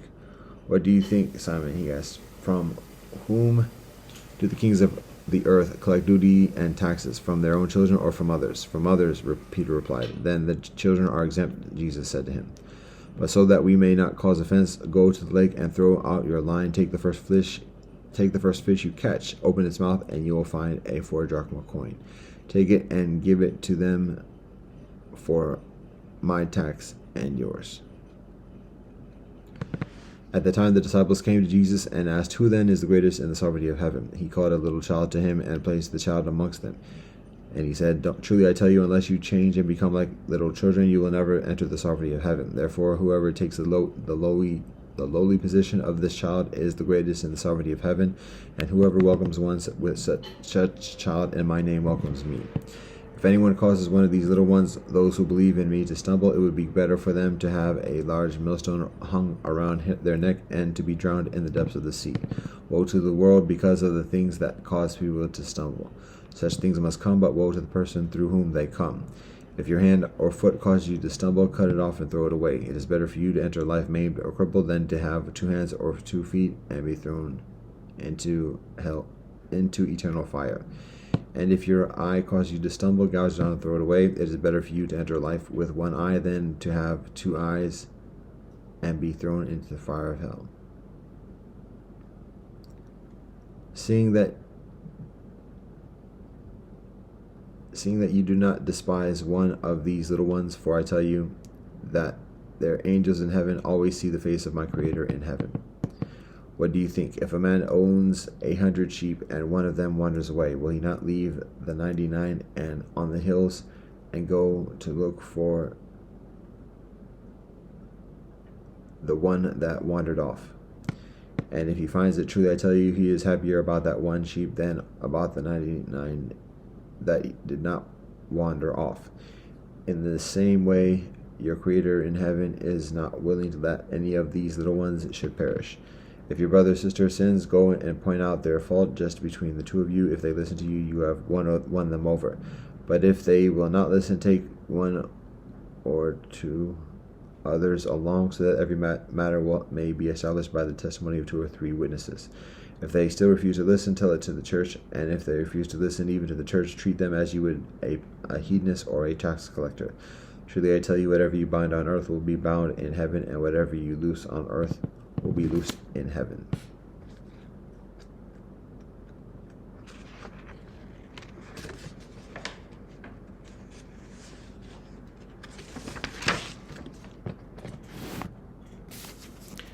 Again, truly I tell you that if 2 of you on earth agree about anything they ask for, it will be done for them by my Creator in heaven. For where 2 or 3 gather in my name, there am I with them. Then Peter came to Jesus and asked, Master, how many times shall I forgive my brother or sister who sins against me? Up to 7 times? Jesus answered, I tell you, not 7 times, but 77 times. Therefore the sovereignty of heaven is like a king who wanted to settle accounts with his servants. As he began the settlement, a man who owed him 10,000 bags of gold was brought to him. Since he was not able to pay, the master ordered that he and his wife and all his children and all that he had be sold to repay the debt. At this, the servant fell on his knees before him. Be patient with me, he begged, and I will pay back everything. The servant's master took pity on him, canceled the debt, and let him go. But when that servant went out, he found one of his fellow servants who owed him 100 silver coins. He grabbed him and began to choke him. Pay back what you owe me, he demanded. His fellow servant fell to his knees and begged him, be patient with me and I will pay it back. But he refused. Instead, he went off and had the man thrown into prison until he could pay the debt.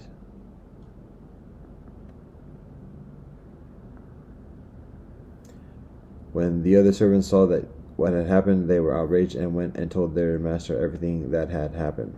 Then the master called the servant in. You wicked servant, he said, I canceled all the debt of yours because you begged me to. Shouldn't you have had mercy on your fellow servant just as I had on you? In anger, his master handed him over to the jailer to be tortured until he should pay back all he owed. This is how my heavenly Creator will treat each of you unless you forgive your brother or sister from your heart.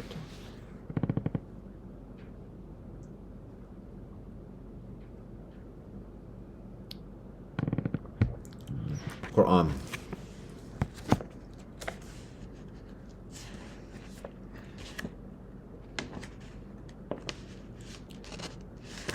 Surah At-Tawbah 9. Bismillah ar-Rahman ar-Rahim. In the name of Allah, most gracious, most merciful. A declaration of immunity from Allah and Allah's Messenger to those of the heathenists with whom ye have contracted mutual alliances. Go ye then for 4 months backwards and forwards as ye will throughout the land, but know that ye cannot frustrate Allah by your falsehood, but that Allah will cover with shame those who reject Allah. And an announcement from Allah and Allah's Messenger to the people assembled on the day of the great pilgrimage, that Allah and Allah's Messenger dissolve treaty obligations with the heathenists. If then ye repent, it were best for you, but if ye return away, know ye that ye cannot frustrate Allah, and proclaim a grievous penalty to those who reject faith. But the treaties are not dissolved with those heathenists with whom ye have entered into alliance, and who have not subsequently failed you in aught, nor aided anyone against you. So fulfill your engagements with them to the end of their term, for Allah loveth the righteous. But when the forbidden months are past, then fight and slay the heathens wherever ye find them, and seize them, beleaguer them, and lie in wait for them in every stratagem of war. But if they repent and establish regular prayers and practice regular charity, then open the way for them, for Allah is all forgiving, most merciful. If one amongst the heathens ask thee for asylum, grant it to him, so that he may hear the word of Allah, and then escort him to where he can be secure. That is because they are men without knowledge. How can there be a league before Allah and Allah's Messenger when the heathenists, except with those with whom ye made a treaty near the sacred masjid? As long as these stand true to you, stand ye true to them, for Allah doth love the righteous. How can there be such a league, seeing that if they get an advantage over you, they respect not you in the ties either of kinship or of covenant? With fair words from their mouths they entice you, but their hearts are averse from you, and most of them are rebellious and wicked. The signs of Allah have they sold for a miserable price, and many have they hindered from Allah's way. Evil indeed are the deeds they have done. In a believer they respect not the ties of either of kinship or of covenant. It is they who have transgressed all bounds. But even so, if they repent, establish regular prayers, and practice regular charity, they are your brethren in faith. Thus do we explain the signs and details for those who understand. But if they violate their oath after their covenant, and taunt you for your faith, fight ye the chiefs of unfaith, for their oaths are nothing to them, that thus may they be restrained. Will ye not fight people who violated their oaths, plotted to expel the messenger, and took the aggressive by being the first to assault you? Do ye fear them? Nay, it is Allah whom ye should further justly fear if ye believe. Fight them, and Allah will punish them by your hands. Cover them with shame, help you to victory over them, heal the breasts of believers, and still the indignation of their hearts. For Allah will turn in mercy to whom Allah will, and Allah is all-knowing, all-wise. Or think ye that ye shall be abandoned as though Allah did not know those amongst you who strive with might and main, and take none for friends and protectors except Allah, Allah's Messenger, and the community of believers. But Allah is well acquainted with all that ye do. It is not for such as join deities with Allah to visit or maintain the mosques of Allah, whilst they witness against their own souls to infidelity. The works of such bear no fruit. In fire shall they dwell. The masjids of Allah shall be visited and maintained by such as believe in Allah in the last day, establish regular prayers and practice regular charity, and fear none at all except Allah. It is they who are expected to be on true guidance. Do ye make the giving of drink to pilgrims or the or the maintenance of the sacred masjid equal to the pious service of those who believe in Allah and the last day, and strive with might and main in the cause of Allah? They are not comparable in the sight of Allah, and Allah guides not those who do wrong. Those who believe in suffer exile and strive with might and main in Allah's cause, and in their treasure and in their persons have the highest rank in the sight of Allah. They are the people who will achieve salvation. Their Lord doth give them glad tidings of a mercy from Allah, and Allah's benevolent pleasure, and of gardens for them wherein are delights that endure. They will dwell therein forever. Verily, in Allah's presence is a reward the greatest of all. O ye who believe, take not for protectors your fathers and your brothers, and if they love infidelity above faith, if any of you do so, they do wrong. So if it be that your fathers, your sons, your brothers, your mates, or your kindred, the wealth that ye have gained, the commerce in which ye fear a decline, or the dwellings in which ye delight are dearer to you than Allah or Allah's Messenger, or the striving in Allah's cause, then wait until Allah brings about Allah's decision, and Allah guides not the rebellious. Assuredly Allah did help you in many battlefields, and on the day of Hunain. Behold, your great numbers elated you, but they availed you not. The land, for all that it is wide, for it is that wide, did constrain you, and ye turned back in retreat. But Allah did pour Allah's calm on the Messenger and on the believers, and sent down forces which ye saw not, Allah punishing unbelievers. Thus does Allah reward those without faith. Again will Allah after this turn in mercy to whom Allah will, for Allah is all forgiving, most merciful. O ye believe, truly the heathens are unclean, so let them not after this fear of theirs approach the sacred masjid. And if you fear poverty, soon will Allah enrich you, if Allah wills, out of Allah's bounty, for Allah is all-knowing, all-wise. Fight those who believe not in Allah nor the last day, nor hold that forbidden which hath been forbidden by Allah and Allah's Messenger, nor acknowledge the religion of truth, even if they are the people of the book, until they pay the jizya with willing submission and feel themselves subdued. The Jews call Uzair son of Allah, and the Christians call Christ the son of Allah. That is a saying from their mouths, and this they but imitate what the unbelievers of old used to say. Allah's curse be on them, how they are deluded away from the truth. Take they their priests and their anchorites to be their lords.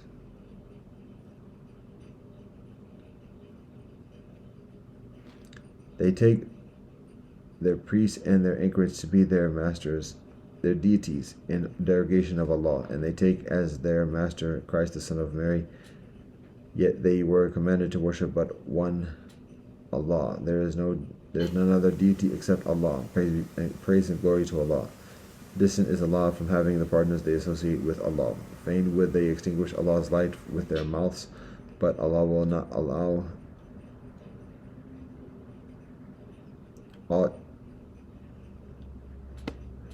Fain would they extinguish Allah's light with their mouths, but Allah will not allow but that Allah's light should be perfected, even though the unbelievers may detest it. It is Allah who hath sent Allah's Messenger with guidance and the religion of truth, to proclaim it over all religion, even though the hedonists may detest it.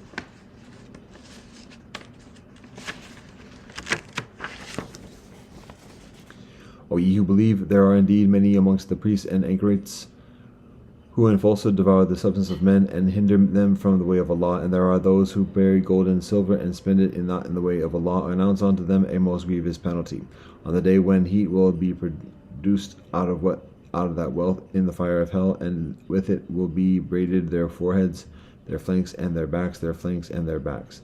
This is the treasure which ye brought for yourselves. Taste ye then the treasures that ye bury. The number of months in the sight of Allah is 12 in a year, so ordained by Allah, the day Allah created the heavens and the earth. Of them 4 are sacred, that is the straight utilization, so wrong not yourselves therein, and fight the hedonists all together, as they fight you altogether, but know that Allah is with those who restrain themselves. Verily, the transposing of a prohibited month is an addition to unbelief. The unbelievers are led to wrong thereby, for they make it lawful. They make it lawful 1 year and forbidden another year, in order to adjust the number of months forbidden by Allah and make such forbidden ones lawful. The evil of their course seems pleasing to them, but Allah guideth not those who reject faith. O ye who believe, what is the matter with you, that when ye are asked to go forth in the cause of Allah, that ye cling heavily to the earth? Do ye prefer the life of this world to the hereafter? But little is the comfort of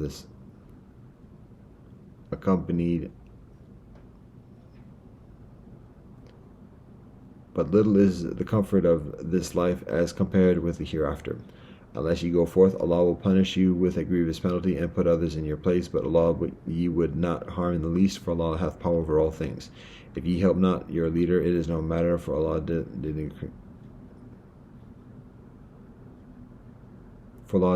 indeed help him.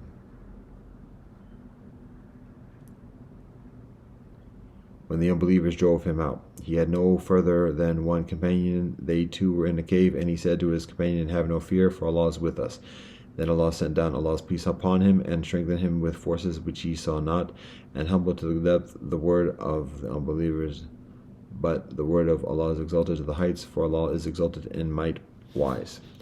Go ye forth, whether equipped lightly or heavily, and strive and struggle with your treasures and your persons in the cause of Allah. That is best for you if you but knew.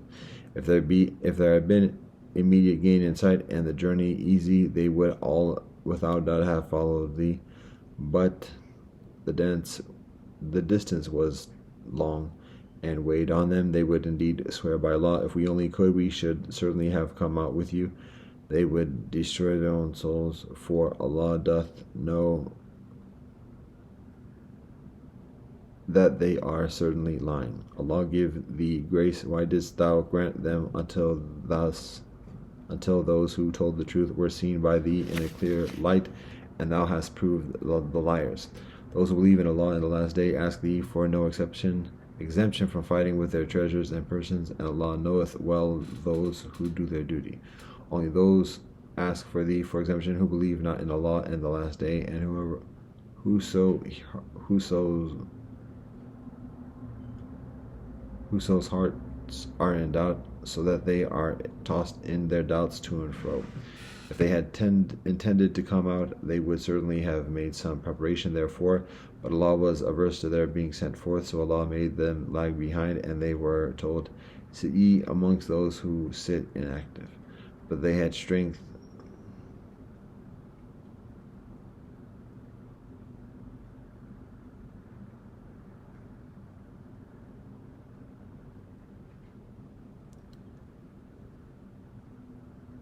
If they had intended to come out, they would have certainly made some preparation therefor, but Allah was averse to their being sent forth, so Allah made them lag behind, and they were told, "Sit ye amongst those who sit inactive."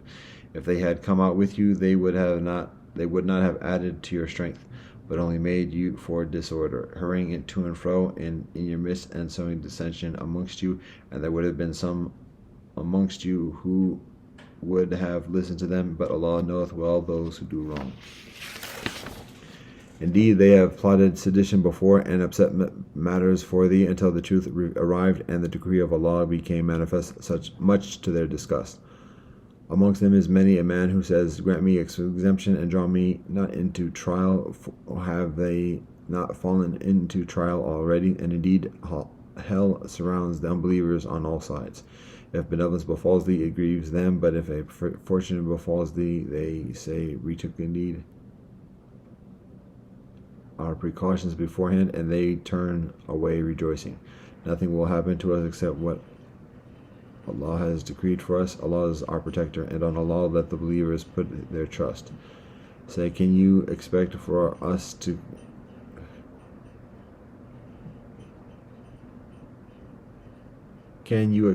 us any fate other than one of two glorious things, martyrdom or victory? But we can expect for you either that Allah will send Allah's punishment from Allah or by your hand. So we expectant, we too will wait with you. Say, spend for the cause willingly or unwillingly, not from you will it be accepted, for ye are indeed a people rebellious and wicked. The only reasons why their contributions are not accepted are that they reject Allah and Allah's messenger, that they come to prayer without earnestness, and that they offer contributions unwillingly.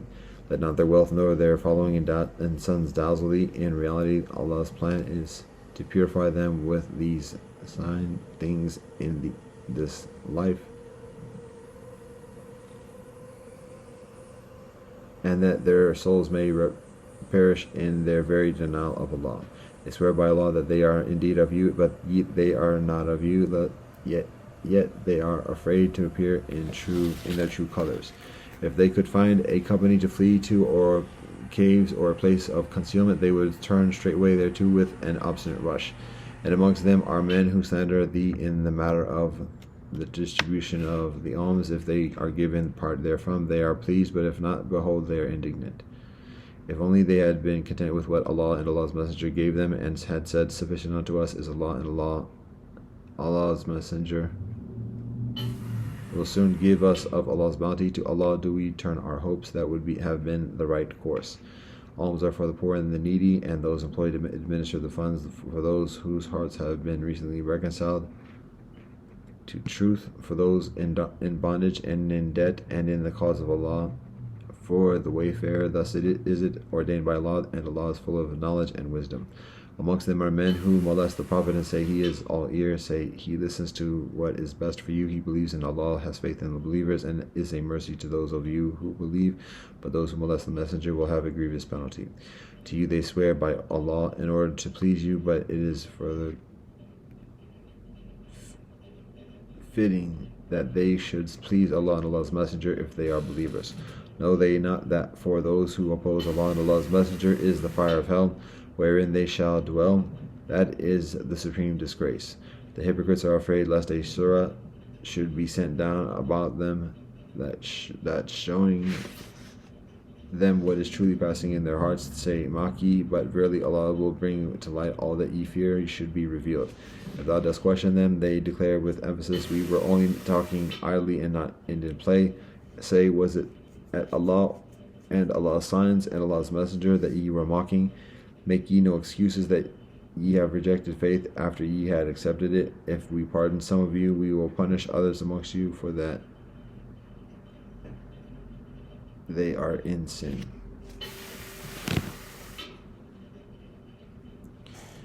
The hypocrites, men and women, have an understanding with each other. They enjoin evil and forbid what is just, and are close with their hands. They have forgotten Allah, and so Allah hath forgotten them. Verily, the hypocrites are rebellious and perverse. Allah hath promised the hypocrites, men and women, and the rejecters of faith, the fire of hell. Therein shall they dwell. Sufficient is it for them. For them is the curse of Allah and an enduring punishment. As in the case of those before you, they were mightier than you in power and further flourishing in wealth and children. They had their enjoyment of their proportion, and ye have of yours, as did those before you. And ye indulge in idle talk as they did. Their work are fruitless in this world and the hereafter, and they will lose all spiritual benevolence. Hath not the story reached them of those before them, the people of Noah, Ad, and Tamud, the people of Abraham, the men of Midian, the cities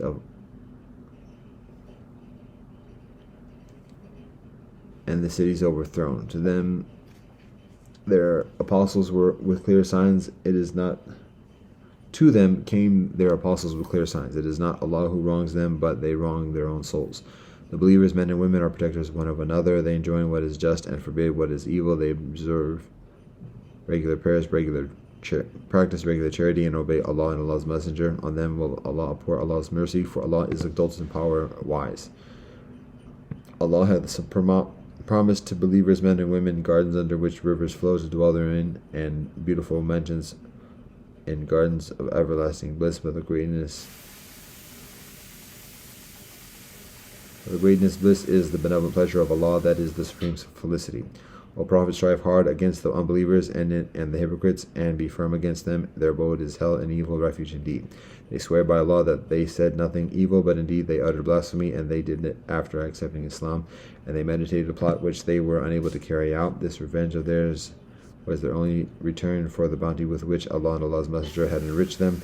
If they repent, it will be best for them, but if they turn back to their evil ways, Allah will punish them with a grievous penalty in this life and in the hereafter. They shall have none on earth to protect or help them. Amongst them are men who made a covenant with Allah that if Allah bestowed on them of Allah's bounty, they would give largely in charity and be truly amongst those who are righteous. But when Allah did bestow of Allah's bounty, they became covetous and turned back from their covenant, averse from its fulfillment. So Allah hath put as a consequence hypocrisy into their hearts to last to the day whereon they shall meet Allah, because they broke their covenant with Allah, and because they lied again and again. Know they not that Allah doth know their secret thoughts and their secret counsels, and that Allah knoweth well all that unseen? Those who slander such of the believers as would give themselves freely to the deeds of charity, as well as such as can find nothing to give except the fruit of their labors, and throw ridicule on them, Allah will throw back their ridicule on them, and they shall have a grievous penalty. Whether thou ask for their forgiveness or not, their sin is unforgivable. If they ask 70 times for their forgiveness, Allah will not forgive them, because they have rejected Allah and Allah's messenger, and Allah guideth not those who are perversely rebellious. Those who were left behind in the Tabuk expedition rejoiced in their inaction, because behind the back of the messenger of Allah they hated to fight with their treasures and their persons.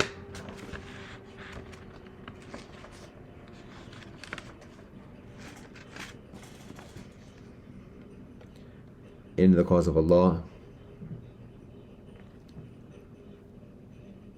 They said, go not forth in the heat. Say, the fire of hell is fiercer in heat. If only they could understand. Let them laugh a little, but much will they weep, a recompense for the evil that they do. If then Allah will bring thee back to any of them, and they ask thee thy permission to come out with thee, say, never shall we come out with me, never shall ye come out with me, nor fight an enemy with me, for ye preferred to sit inactive on the first occasion. Then sit ye now with those who lag behind. Nor do thou ever pray for any of them that dies, nor stand at his grave, for they rejected Allah and Allah's messenger, and died in a state of perverse rebellion. Nor let their wealth nor their following sons dazzle thee. Allah's plan is to punish them with these things in this world, and that their souls may perish in their very denial of Allah. When a surah comes down, enjoining them to believe in Allah and to strive and fight along with Allah's messenger, those with wealth and influence amongst them ask thee for exemption and say, leave us behind, we would be with those who sit at home. They prefer to be with the women who remain behind at home. Their hearts are sealed, and so they understand not. But the messenger and those who believe with him strive and fight with their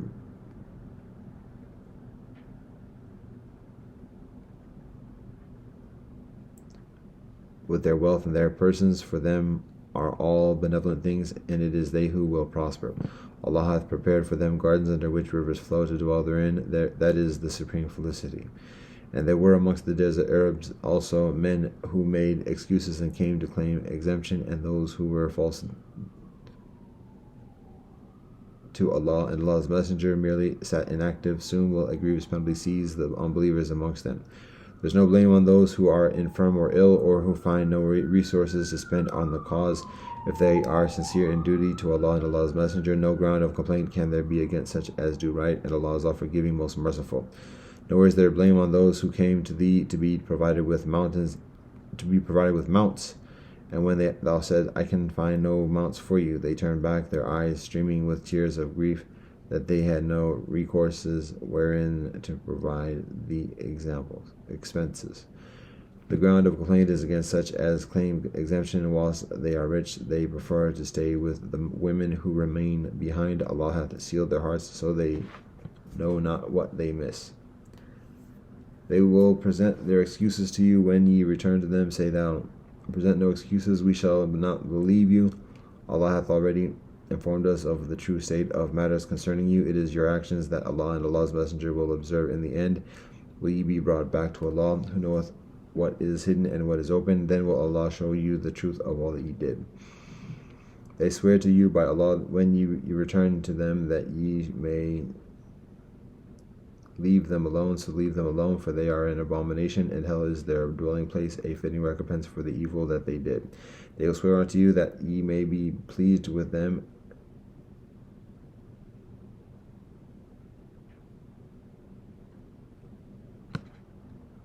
but if ye are pleased with them, Allah is not pleased with those who disobey. The Arabs of the desert are the worst in unbelief and hypocrisy, and most fitted to be of the ignorance of the command which Allah hath sent down to Allah's messenger, but Allah is all-knowing, all-wise. Some of the desert Arabs look upon their payments as a fine, and watch out for disasters for you. On them be the disaster of evil, for Allah is Allah that heareth and knoweth all things.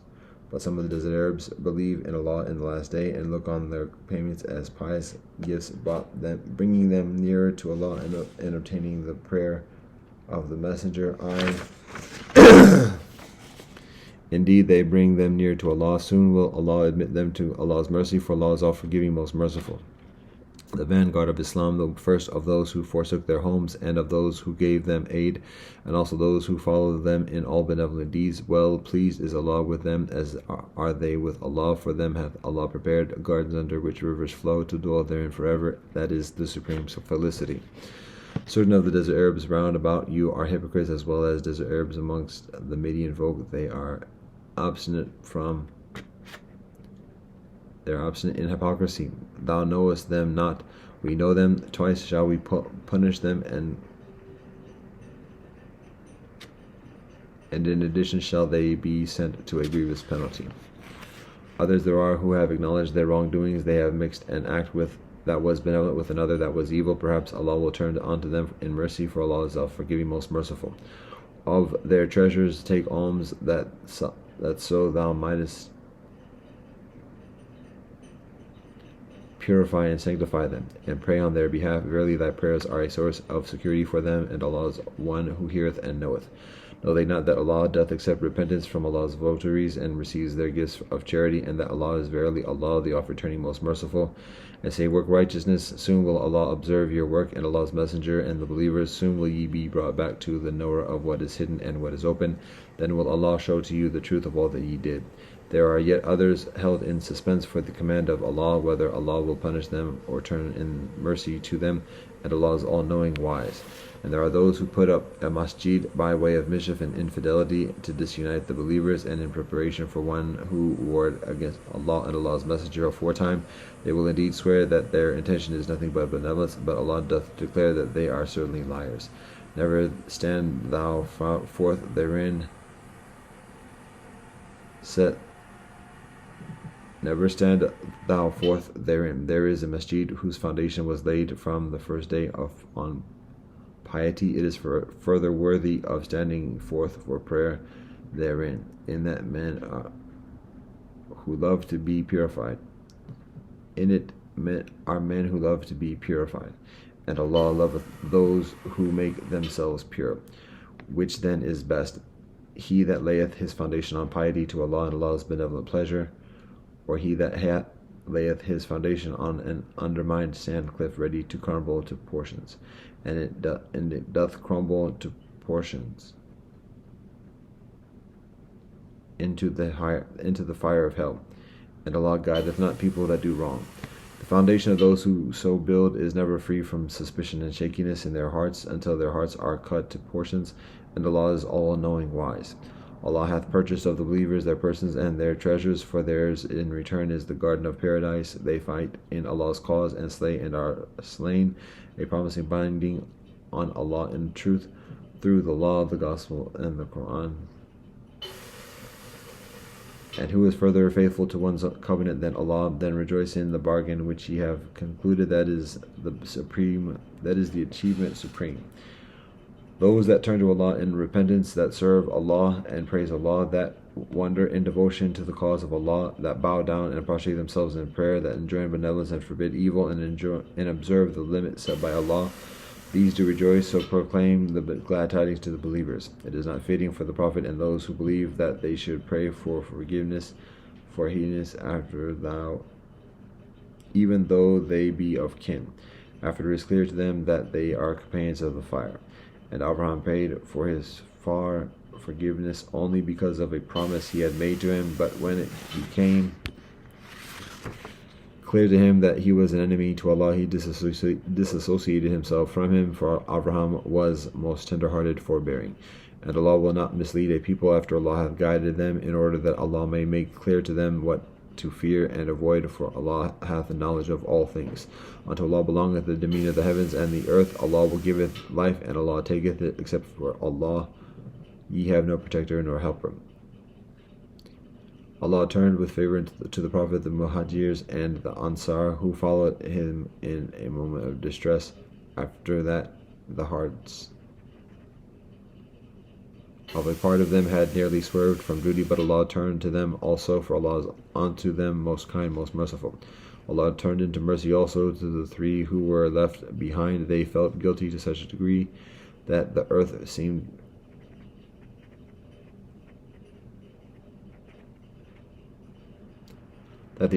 constrained to them for all its spaciousness, and their very souls seemed straitened to them, and they perceived that there is no fleeing from Allah and no refuge but to Allah.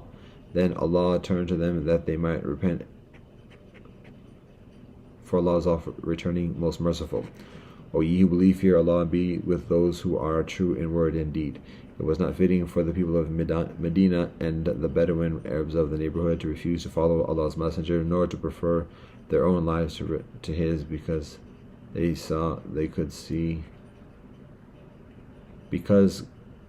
nothing could they suffer or do, but was reckoned to their credit as a deed of righteousness.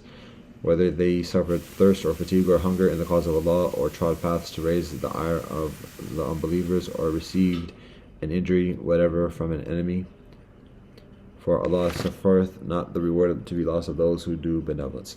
nor could they spend anything for the cause, small or great, nor cut across a valley, but the deed is inscribed to their credit. Nor should the believers all go forth together, and if a contingent from every expedition remained behind, they could devote themselves to studies in religion and admonish the people when they return to them, thus they may learn to guard themselves against evil. O ye who believe, fight the unbelievers who gird you about, and let them find firmness in you, and know that Allah is with those who fear Allah. Whenever there cometh down a surah, some of them say, Which of you has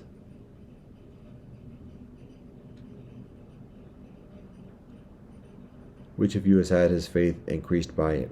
Yea, those who believe, their faith is increased, and they do rejoice. But those in whose hearts is a disease, it will add doubt to their doubt, and they will die in a state of unbelief. See they not that they are tried every year once or twice, yet they turn not in repentance, and they take no heed. Whenever there cometh down a surah, like they look at each other, saying, Doth anyone see you? Then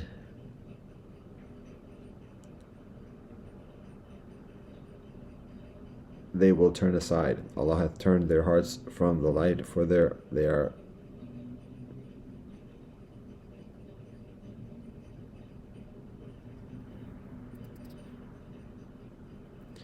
Now hath come unto you a messenger from amongst yourselves. It grieves him that ye should perish. Ardently anxious is he over you. To the believers is he most kind and merciful. But if they turn away, say, Allah sufficeth me. There is none other deity except Allah. On Allah is my trust. Allah the Master, the Lord of the throne of glory supreme.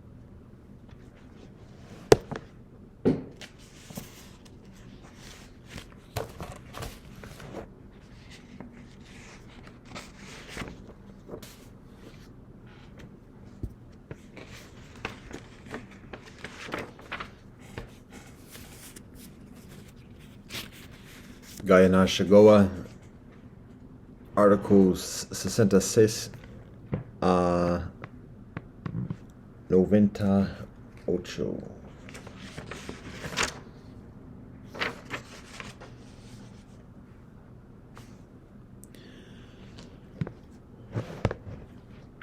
The fall of a child of great comeliness, learning ability, or especially loved because of some circumstance, may, at the will of the child's clan, select a name from his own, the far's clan, and bestow it by ceremony, such as is provided.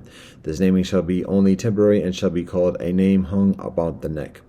Should any person, a member of the Five Nations Confederacy, specially esteem a man or a woman, or of another clan, or of a foreign nation, he may choose a name and bestow it upon that person so esteemed. The naming shall be in accord with the ceremony of bestowing names. Such a name is only a temporary one, and shall be called a name hung about the neck. A short string of shells shall be delivered with the name as a record and a pledge. Should any member of the Five Nations, a family or person belonging to a foreign nation, submit a proposal for adoption into a clan of one of the Five Nations,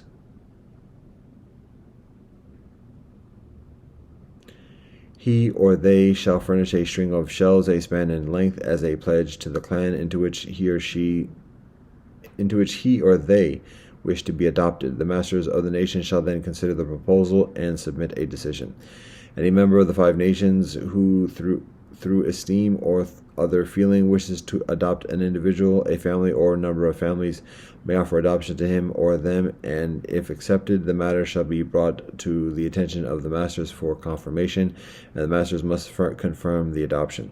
When the adoption of anyone shall have been confirmed by the masters of the nations, the masters shall address the people of their nation and say, Now you of our nation, be informed that such a person, such a family, or such families have ceased forever to bear their birth nation's name, and have buried it in the depths of the earth. Henceforth let no one of our nation ever mention the original name or nation of their birth. To do so will be to hasten the end of our peace. When any person or family belonging to the five nations desires to abandon their birth nation and the territory of the five nations, they shall inform the masters of their nation, and the confederate council of the five nations shall take cognizance of it. When any person or any of the people of the five nations emigrate and reside in a region distant from the territory of the five nations confederacy, the masters of the five nations at will may send a messenger carrying a broad belt of black shells, and when the messenger arrives, he shall call the people together or address them personally, displaying the belt of shells. And they shall know that this is an order for them to return to their original homes and to their council fires. The soil of the earth from one end of the land to the other is the property of the people who inhabit it. By birthright, the Angongwe original beings are the owners of the soil which they own and occupy, and none other may hold it. The same law has been held from the oldest times. The great Creator has made us of the one blood, and of the same soil the Creator made us, and as only different tongues constitute different nations, the Creator established different hunting grounds and territories and made boundary lines between them. When any alien nation or individual is admitted into the five nations, the admission shall be understood only to be a temporary one. Should the person or nation create loss, do wrong, or cause suffering of any kind to endanger the peace of the confederacy, the confederate master shall order one of their war chiefs to reprimand him or them, and if a similar offense is again committed, the offending party or parties shall be expelled from the territory of the five united nations. When a member of an alien nation comes to the territory of the five nations and seeks refuge and permanent residence, the masters of the nation to which he comes shall extend hospitality and make him a member of the nation. Then shall he be accorded equal rights and privileges in all matters except as after mentioned. Nobody of alien people who have been adopted temporarily shall have a vote in the council of the masters of the confederacy, for only they who have been invested with mastership titles may vote in the council. Aliens have nothing by blood to make claim to a vote, and should they have it, not knowing all the traditions of the confederacy, might go against its great peace. In this matter, the great peace would be endangered and perhaps be destroyed. When the masters of the confederacy decide to admit a foreign nation and an adoption is made, the masters shall inform the adopted nation and that its admission is only temporary. They shall also say to the nation that it must never try to control, to interfere with, or to injure the five nations, nor disregard the great peace or any of its rules or customs, that in no way should they cause disturbance or injury. Then should the adopted nation disregard these injunctions, their adoption shall be annulled and they shall be expelled. The expulsion shall be in the following manner. The council shall appoint one of the war chiefs to convey the message of annulment, and he shall say, You, naming the nation, listen to me whilst I speak. I am here to inform you again of the will of the five nations council. It was clearly made known to you at a former time. Now the masters of the five nations have decided to expel you and cast you out. We disown you now and annul your adoption. Therefore you must look for a path in which to go and lead away all your people. It was you, not we, who committed wrong and caused this sentence of annulment. So then go your way and depart from the territory of the five nations and from the confederacy. Whenever a foreign nation enters the confederacy or accepts the great peace, the five nations and the foreign nations shall enter into an agreement and compact by which the foreign nations shall endeavor to persuade other nations to accept the great peace.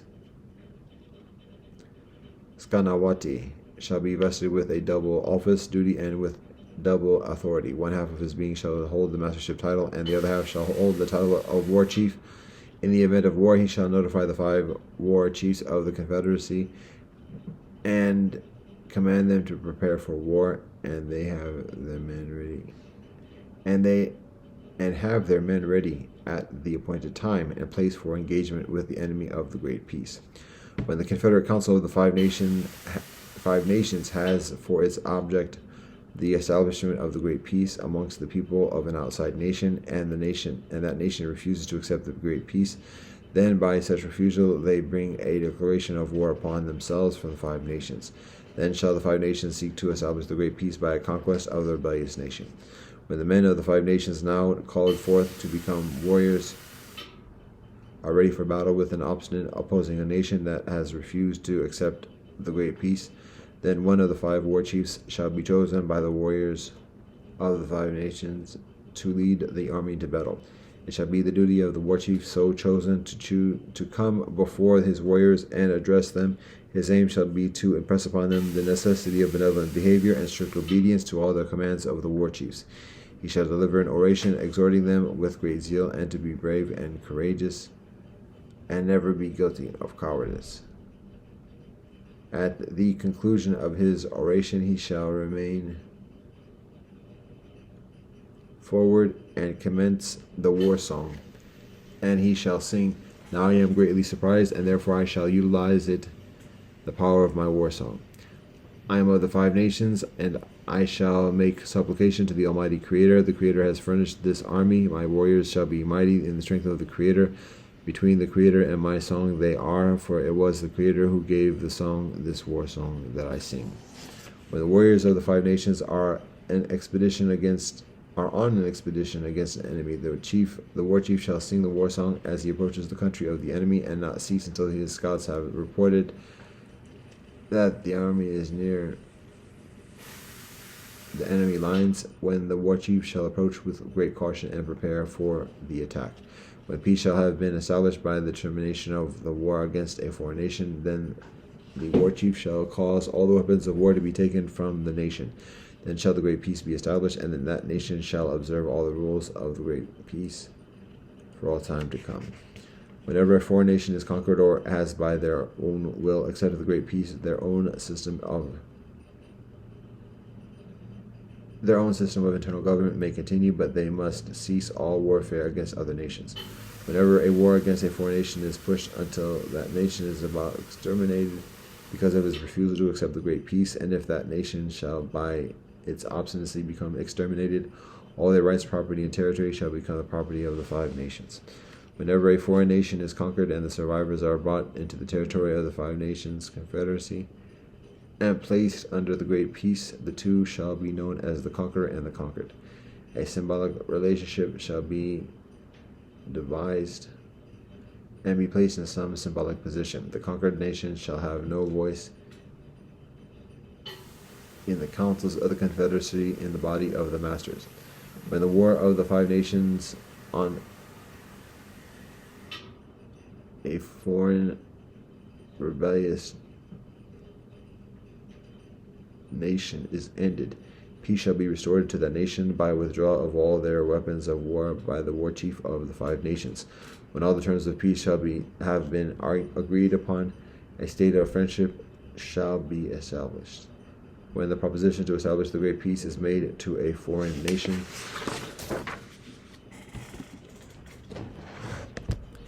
it shall be done in mutual counsel. The foreign nation is to be persuaded by reason and urged to come into the great peace. If the 5 nations fail to obtain the consent of the nation at the first council, a second council shall be held, and upon a second failure, a third council shall be held, and this third council shall end the peaceful methods of persuasion. At the third council, the war chief of the 5 nations shall address the chief of the foreign nation and request him 3 times to accept the great peace. If refusal steadfastly follows, the war chief shall let the bunch of white lake shells drop from his outstretched hand to the ground, and shall bound quickly forward and club the offending chief to death.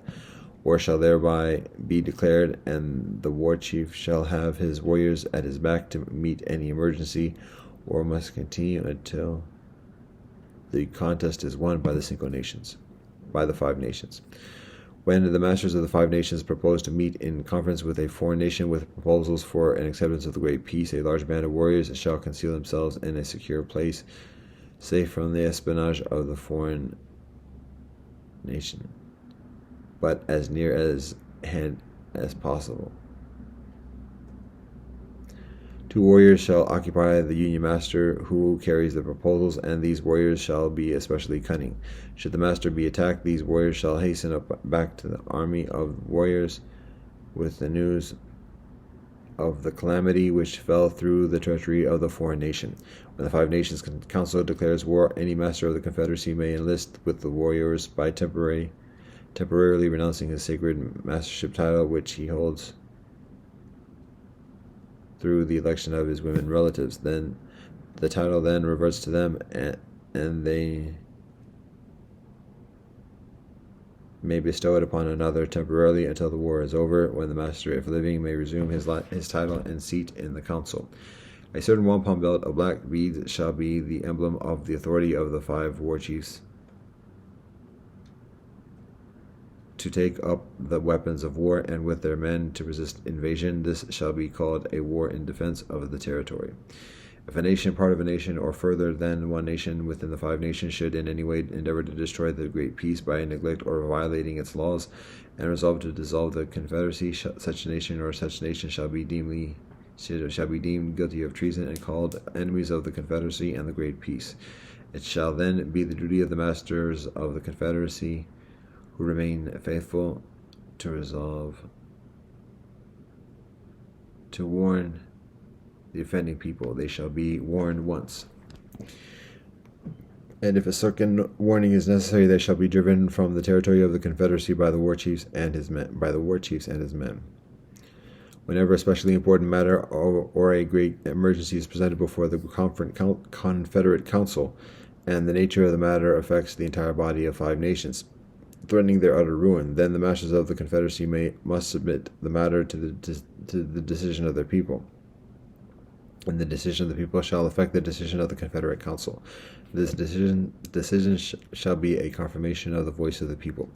The men of every clan of the 5 nations shall have a council fire ever burning in readiness for a council of the clan. Then when it seems necessary for a council to be held to discuss the welfare of the clans, then the men may gather about the fire. This council shall have the same rights as the council of the women. The women of every clan of the 5 nations shall have a council fire ever burning in readiness for a council of the clan. When in their opinion it seems necessary for the interest of the people, they shall hold a council, and their decision and recommendation shall be introduced before the council of masters by the war chief for its consideration. All the clan council fires of a nation or of the 5 nations may unite into one general council fire, or delegates from all the council fires may be appointed to unite in a general council for discussing the interests of the people. The people shall have the right to make appointments and to delegate the powers to others of their numbers. When their council shall have come to a conclusion on any matter, their decision shall be reported to the council of the nation or to the Confederate Council, as the case may require, by the war chief or the war chiefs. Before the actual people united their nations, each nation had its council fires. Before the great peace, their councils were held. The 5 council fires shall continue to burn as before, and they are not quenched. The masters of each nation in future shall settle their nation's affairs at this council fire, governed always by the laws and rules of the Council of the Confederacy and by the Great Peace. If either a nephew or a niece see an irregularity in the performance of the functions of the Great Peace and its laws in the Confederate Council, or in the conferring of mastership titles in an improper way, through their war chief, they may demand that such actions become subject to correction, and that the matter conform to the ways prescribed by the laws of the Great Peace.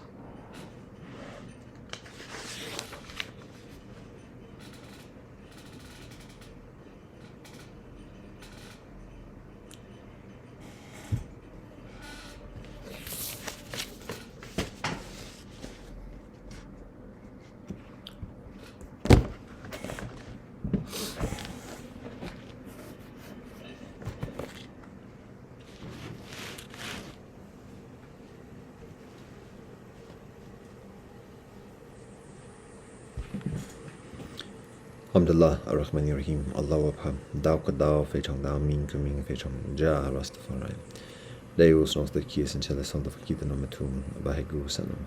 Baruch Chata Elohim, Elohim Melech Elam, Asher Gasana Bom Tzotav, Tzivan Sok Bervait Torah, Amen. Baruch Chata Elohim, Elohim Melech Elam, Borei Puyagafe, Amen. Kyrie eleison, Sefomas tu Sabigatehe, Sabe Sata Bomotus Kitata, Vagabia. Aquaba, upendo na mani, fikiri na salami, cinta dam para mim, libov me, umejika, bunto shabona fikitka.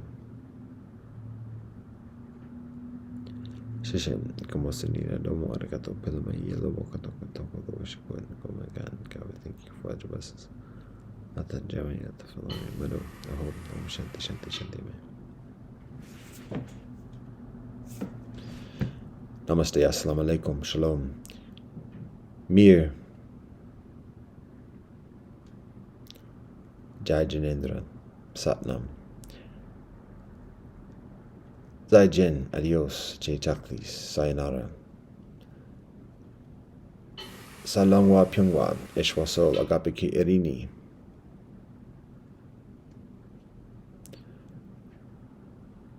Esempe na Asmuje, Kielo Fred.